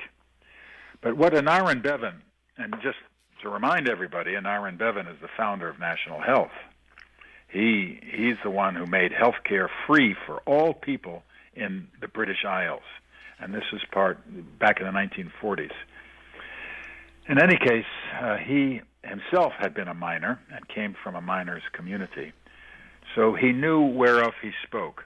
And I use the term point of the pick instead of saying analysis, just as another way of saying, let's get down to earth. Let's get down to the basic.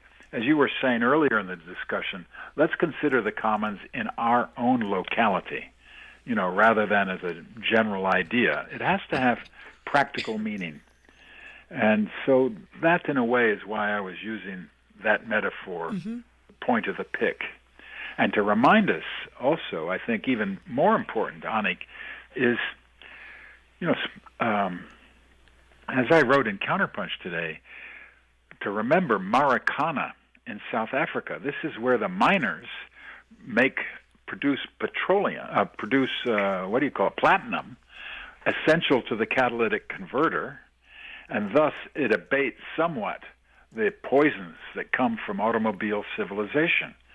That depends on oil, gasoline, and throws out these horrible fumes. But the catalytic converter deals with those fumes by platinum, but the platinum comes from South Africa, and in South Africa it comes from the toil of the men and women communities responsible for miles underground, bringing it to the surface. And in 2012, between 30 and 40 of those miners were shot dead by the authorities. And so, to me, both the red theme and the green theme is united in that story. Absolutely. And for us, I think on this, for me, we need to think about, Black Lives Matter in relationship to this story of the red and the green. Who does the labor around the world by which, on which we depend? So. And how do the international capitalists continuously lower the basement for workers' rights around the world? Shame. Right. Shame on them. And right, and it's that whole breaking of the international solidarity as we pit worker against worker in different countries, and that sort of thing. And it's probably time for us to look at the workers in this area supporting community radio, right? Because this is that resource that tries to support us all as we take apart our history, as we use our analysis to actually build the path forward and make the world a better place. That's what we're about here on KBOO. That's why you're calling 877-500-5266 so you can actually take tangible action this morning to make the world a better place. How often do you get to do that? Every morning? No, probably not. You could, but this is a really easy way to get it done right now. 877-500-5266. Give us a ring. Teresa, what do we got going on? Well, we've been having pretty steady calls, so we're moving towards the goal, and I don't know the exact mark. Excellent. We like the walking towards the goal. Yes, and it's been quite encouraging, and it's always encouraging for me to come to Membership Drive and to see this phenomenon go down, because we're all together actually doing something about our world and actually doing something about history and about how it affects what we do and how we do things today. I'd like to thank Ann from Northeast Portland, who loves Lark in the Morning.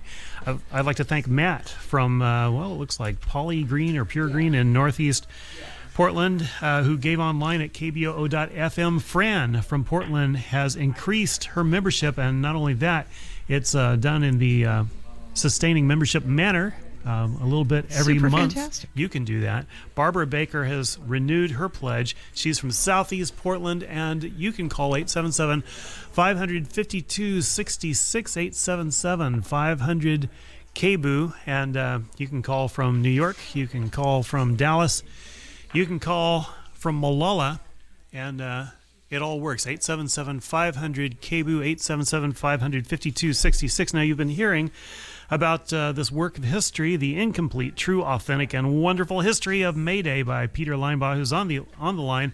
And this is listed as an essential compendium of reflections, but I've looked at it, and it's a pretty nice little poetic chaplet. And, it's not poetry per se. What do you call it? Do you call it prosody? I can't remember what you call this, but anyway, it's quite a fine read, and you'll enjoy having it. You can have it just by calling us up and pledging $6.25 a month. I mean, that is so little. If you got $6.25 in your account right now, you'll probably have it next month, right? So just join up on KBOO. You'll feel so good about that, and then you'll get your copy of The Incomplete, True, Authentic, and Wonderful History of Mayday. Now, seriously, this is how we do it, and it has to be you. It has to be you right now, understanding that this has fallen on your shoulders, and KBOO is important to you, and it's important, obviously, to the community. It changes the community. It changes the community through bringing out the truth and bringing out these histories and bringing out what's actually happening in the world, bringing out left analysis, bringing out more varieties of analysis and more people than just what you hear on the mainstream corporate media, which can be rather confining, as you know. I mean, I dare you to turn on the television tonight and you'll just feel stifled. But you don't feel that way listening to KB, and that's because we're supported by you. Year after year after year, it does have an effect. Who funds us? We don't have to worry about offending some big donor. We just represent you. 877-500-5266. If not you, who? If not now, when? 877-500-5266. 877-500-5266. We love to give out these premiums, and we love to give out the T-shirts. We have the Flower Tower T-shirt done by our own artist Chris Andre. We've got KBOO versus the Mediazillas done by Matt Worker, very much a friend of KBOO. It's a very colorful T-shirt. Those are both for just getting your feet wet sort of contributions at $5 a month. How about doing that? 877-500-5266. 877-500-KBOO. 877 is the toll-free number. I used to say every now and then accidentally that 877 was our 800 number, which doesn't make a lot of sense. But it's toll-free. You get the idea. That's where I was going with that. 877-500-KBOO. 877-500-5266. Right, Lynn? Absolutely. That is the number. You keep calling. We have to just keep calling it 877-500-5266. Oh, I see. It works when you say the number. Apparently so. Who knew? She's a little magic. KBOO.FM is the other way you can join us this morning. You can come down to 20 Southeast 8th, just off of Burnside, between Burnside and Ankeny. We'd love to meet you. Give you the tour of the station. I'll talk to you for a long time about Mayday and my love for it. It'd be great to just welcome you into the family this way. Anyway, do pick up the phone. It's probably easiest for you to just give a ring right now. 877-500-5266. 877-500-5266. Looking to raise $900 this morning for Positively Revolting, and together we can make that happen. Please do make the phone ring. 877-500-5266. $5 a month, $10 a month. I suggest an hour's wage every month because that's a nice way to keep things even throughout the community, everyone doing what they can. If you are somebody who can do a little more than that, that's fantastic. Please do. But do give a call right now and participate. 877-500-5266. Terrence has called from Estacada, increasing his monthly donation. Thank you, Way to go, Terrence. Terrence. And I hope Terrence increased enough to get one of those fine hoodies. Nice. Well, it's just got such a nice texture. It's a black hoodie, and it's a zip-up, which is very handy if you've ever tried to put on the other kind of hoodie. Because that hood just kind of, first thing you'll do is put it on backwards so the hood goes over your face. No, that's you, Teresa. That's you. That's you, darling. I've seen you dress. Okay, 877-500-5266, the number to call. You can also help Teresa dress, actually, for a contribution. 877-500-5266, or online, kboo.fm. Thank you. Sounds kind of kinky. I could go for it, though. Thank you so much, Teresa, for being there. You bet. And we're back with Peter Linebaugh this morning. Thank you so much, Peter, again, for hanging on. And this is Positively Revolting. We are a talk radio show every Friday morning here on your community radio station, where we look at building the new world from the ashes of the old, right? Right. That's sort of our ongoing theme here every Friday morning. So we're delighted to have you with us as let's look at exactly that. How, in looking at our long history of Mayday and seeing it both as a celebratory day as well as a day of struggle and a day of focus on ending the struggle, how do we find a way forward? What can history teach us about a path of getting back, perhaps, to the commons or building a new path to the commons? I'm not sure. All right. But I know the first start is to begin talking with one another. Yeah. And doing it outside. Going for a walk with other people. We call it a march. But doing so in a way that we can get to know one another. that we can provide for one another's safety in conditions of danger, where we can provide for one another's nutrients, with water and food. We can begin to share this way. I mean, this is one of the themes of Occupy. And then a second thing is to try to prevent wanton murder amongst us, to be solid with those who protest the police state. And this is the great significance of Black Lives Matter. So I think in these two ways, and then in welcoming people from around the world who have different and bigger experiences than we do in social change. And for Americans to travel, please. Yes. I'd like to bring together. Yes, who was it? Nelson Algren, also from Chicago, said taking a train journey was far better than writing another footnote. Absolutely. That's lovely. Yeah, so travel around the world. I used to advise my students at Toledo. I'd say, forget about the paper. Be late with paper. Go to Canada instead, and then come back, because you could do that on a day or on a weekend, just to get out of the country and see how other people live and what they think and what their experience is. But I think we have experience too in North America, and if we don't go to the rest of the world, we can be sure the rest of the world will come here. And that's the importance of the undocumented worker. In fact, that's why the worker from around the world is undocumented. So that worker can be below, can be low, can be stigmatized. It's a new form of quasi-slavery, denying citizenship. So from undocumented worker, which is really a great resource, to Black Lives Matter, to Occupy, from these we have some experience that if we can find the means of sharing it with one another, we may be able to answer your question about how to go forward, about what steps to take next. And it is a question that does need to be answered together. It is a collaborative future that we want to build, and therefore we have to collaborate on that way forward, right? Yes, and I think some people misunderstand Mayday and say it's the French term for the international distress signal, Mayday, Mayday. But when you think about it, that's precisely the situation we're in. Yeah, really. Sitting alone by myself, I'm not going to get much done. And certainly we live in a condition of emergencies. More and more people in my part of the country are committing suicide. Life expectancy is being reduced because of drug addictions. The water is being poisoned. The air is polluted. We had something of a commons in a nearby town, but we've just learned that it's covered with PCBs underneath. So this is the emergency that we face, and this is the emergency we must determine and deliberately find some way out. And I think, Anna, that the way out has to do with talking with one another and beginning to share experiences and being fearless. I mean, not to be a slave is to dare and do. That was one of the slogans at Haymarket. Not to be a slave is to dare and do.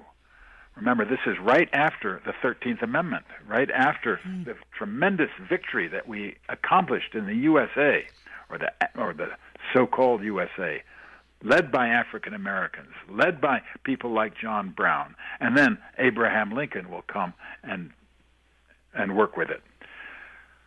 Slavery is abolished. We can do such things. Si se puede. Absolutely. And just with a few moments left, if we could look at, that's actually a beautiful place to just sort of wrap things up.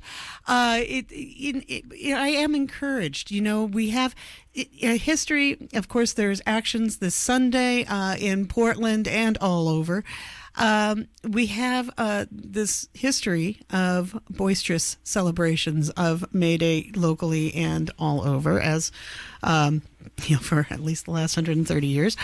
But we, again, looking at the way forward, knowing that we cannot just struggle against, we have to build anew. And I think that that is something that we often forget as we march for workers' rights, as we fight against toil. We often actually bring more toil on, and I find that ironic at best. Good point. So I think just emphasizing that at this time of year, as we struggle against the struggle, right, that it's important to remember to dance and to sing and to celebrate and to affirm life, because that is in fact the point. That is Beautiful. in fact why we don't want to just give our labor away for the ruling elite. Why we in fact dare not to be slaves. No, the whole world needs a rest.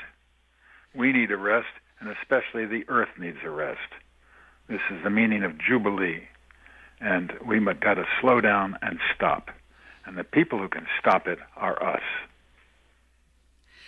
Peter Linebaugh, thank you so much for joining us this morning on Positively Revolting. We do have that power, and we have it when we vision together and when we work together to make it so. Thanks, Ani. Thank you so much. We hope to talk to you again, and thank you for joining us this morning. Happy May Day. Happy May Day. And that was Peter Linebaugh, the author of The Incomplete, True, Authentic, and Wonderful History of Mayday. You've been hearing his message here on Positively Revolting. Slightly before that, you heard him on Democracy Now!, because great minds do think alike. And we are asking for your support for KBOO Community Radio. Right now is the time to make it happen. You can get a copy of this book. I got to say, I loved it. I didn't actually want to say this with Peter on the line, but I actually... you can ask Teresa, it's true. I actually walked around my living room orating from this book half of this week, okay? I did. Because, in fact, I find the words inspiring, I find them invigorating, and I really recommend you get a copy. When you dial 877-500-5266, 877-500-5266, or online, you can join us at kboo.fm. Hi, Teresa. Having a little logistical frustration back here. It seems that the you're radio logistically flyer just won't go where it's supposed to go, but that's radio for you. Goodness. I would like to thank Margaret from Portland, who's called in with a new membership. Yay, Margaret. Keith has called in. Let's see, from Corvallis. With a new Fantastic. membership. And they join Fran from Portland, increasing membership. Barbara Baker has called in to renew. Terrence from Estacada. Liz from Portland and from Northeast Portland. Matt from Pure Green. Gabe online at kboo.fm. Linda from Clackamas has renewed. And Emma from Scappoose has called in. Thank you, all of you, so much for joining fantastic. KBO. I just like to ring that bell. The number to call 877-500-5266. We have brought in at least Have you 656. indeed? I'm getting sort of old. You're German a little giddy. style. You've brought in what? We have brought in 656. We've got more than that, actually. This is the goal is fantastic. 900, so that means we're getting really close, and you can be the person to put us over the goal. Please by put us over the calling top. at Thank you, dear listeners. 500 something. It would be 5266. Oh, yeah, 877-500-5266, Help which Teresa spells out. KBOO. You For can get a God's copy of the book, and the book is going out. People are getting copies of the book, The Incomplete, True, Authentic, and Wonderful History of Mayday by Peter Linebaugh. You know, whoever said those who do not, it's up for grabs who said those who do not read history are condemned to relive it. Wasn't it It's true. Santana? Okay. But it's true. History is important. It is important to know from where things come from. And this is great because Mayday is such a weird, suppressed, convoluted thing. Get the straight stuff about it. Mayday is the antithesis of capitalism. It really is. Yes, which is why it has been so perverted in its law day. Yes. Oh, my God. It is a great little collection of essays written over the years. Rebecca Solnit writes about it. She says ideas can be beautiful, too. And the ideas Peter Linebaugh provokes And maps are dazzling reminders of what we have been and who we could be. That's right, because the past, in fact, is prologue, right? That's the other cliche I'm grabbing for this morning. Please do give a call right now and support community radio, support Positively Revolting. Again, the show that decries the injustices of this world as we build anew from its ashes, because another world is not only possible, another world is absolutely necessary. 877-500-5266. There are alternatives. We are here to talk about them. We are here to create that dialogue so that we can continue to inform each other and inspire each other to take positive, beautiful, wondrous action, leaps of faith to change our world. Because if not us, who, right? 877-500-5266, the number to call to join KBOO Community Radio this morning. You can do it. Be a part of this amazing, creative, passionate community. We need you. 877-500-5266 for your $5 a month contribution. You can become a sustaining member of KBOO, and you can make sure that your participation continues going all year long, all year round, knowing that you are supporting your community. With one call right now, 877-500-5266. How we doing, Teresa? This is Henry Kissinger. No. We do not let him on the show. No. It would be entirely inappropriate. 877-500-5266. Actually, this is quite a circus Teresa, around here, but the there you are. phone is ringing. And We love that. Yep, Come on in. The water's fine. Okay. 877-500-5266. It works. When you sing little cartoon songs, What I said, that's Cecil's circus march. Oh, I always one. wondered what that was called. Cecil's 877-500-5266. The things I learn on my own show. Yeah. What is this again? 877-500-5266. And as I said before, 877-500-KBOO. Now let me just lay this description on you of the book, The Incomplete, True, Authentic, and Wonderful History of Mayday by Peter Linebaugh. It's an essential compendium of reflections on the glorious occasion of May 1st, the International May Day holiday, a day which once made the rich and powerful cower in fear and caused Parliament to ban the maypole. I just love that part. Banning the maypole. I wasn't sure that we'd have time to get to this, but I do want to read a couple verses. On May Day in 1980, Peter Linebaugh has in this fantastic book, The Incomplete, True, Authentic, and Wonderful History of Mayday, he quotes a poem that was penned by a former Buick automaker from Detroit, known by the name of Mr. Toad, who sat on a picnic table on May Day of 1980 and penned the following lines. It's a long poem. I won't take the whole thing, but no more women who are less than free, or of men who cannot learn to see. Their power steals their humanity and makes us all less than we can be. For teachers who learn and students who teach, and schools that are kept beyond the reach of provosts and deans and chancellors and such, and Xerox and Kodak and Shell Royal Dutch. An end to the shops that are dark and dingy, an end to the bosses, whether good or stingy, an end to work that produces junk, an end to the junk that produces work, and an end to all in charge, the jerks. For all who dance and sing, loud cheers. For prophets of doom, we send some jeers. To our friends and lovers, we give free beers. And to all who are here, a day without fears.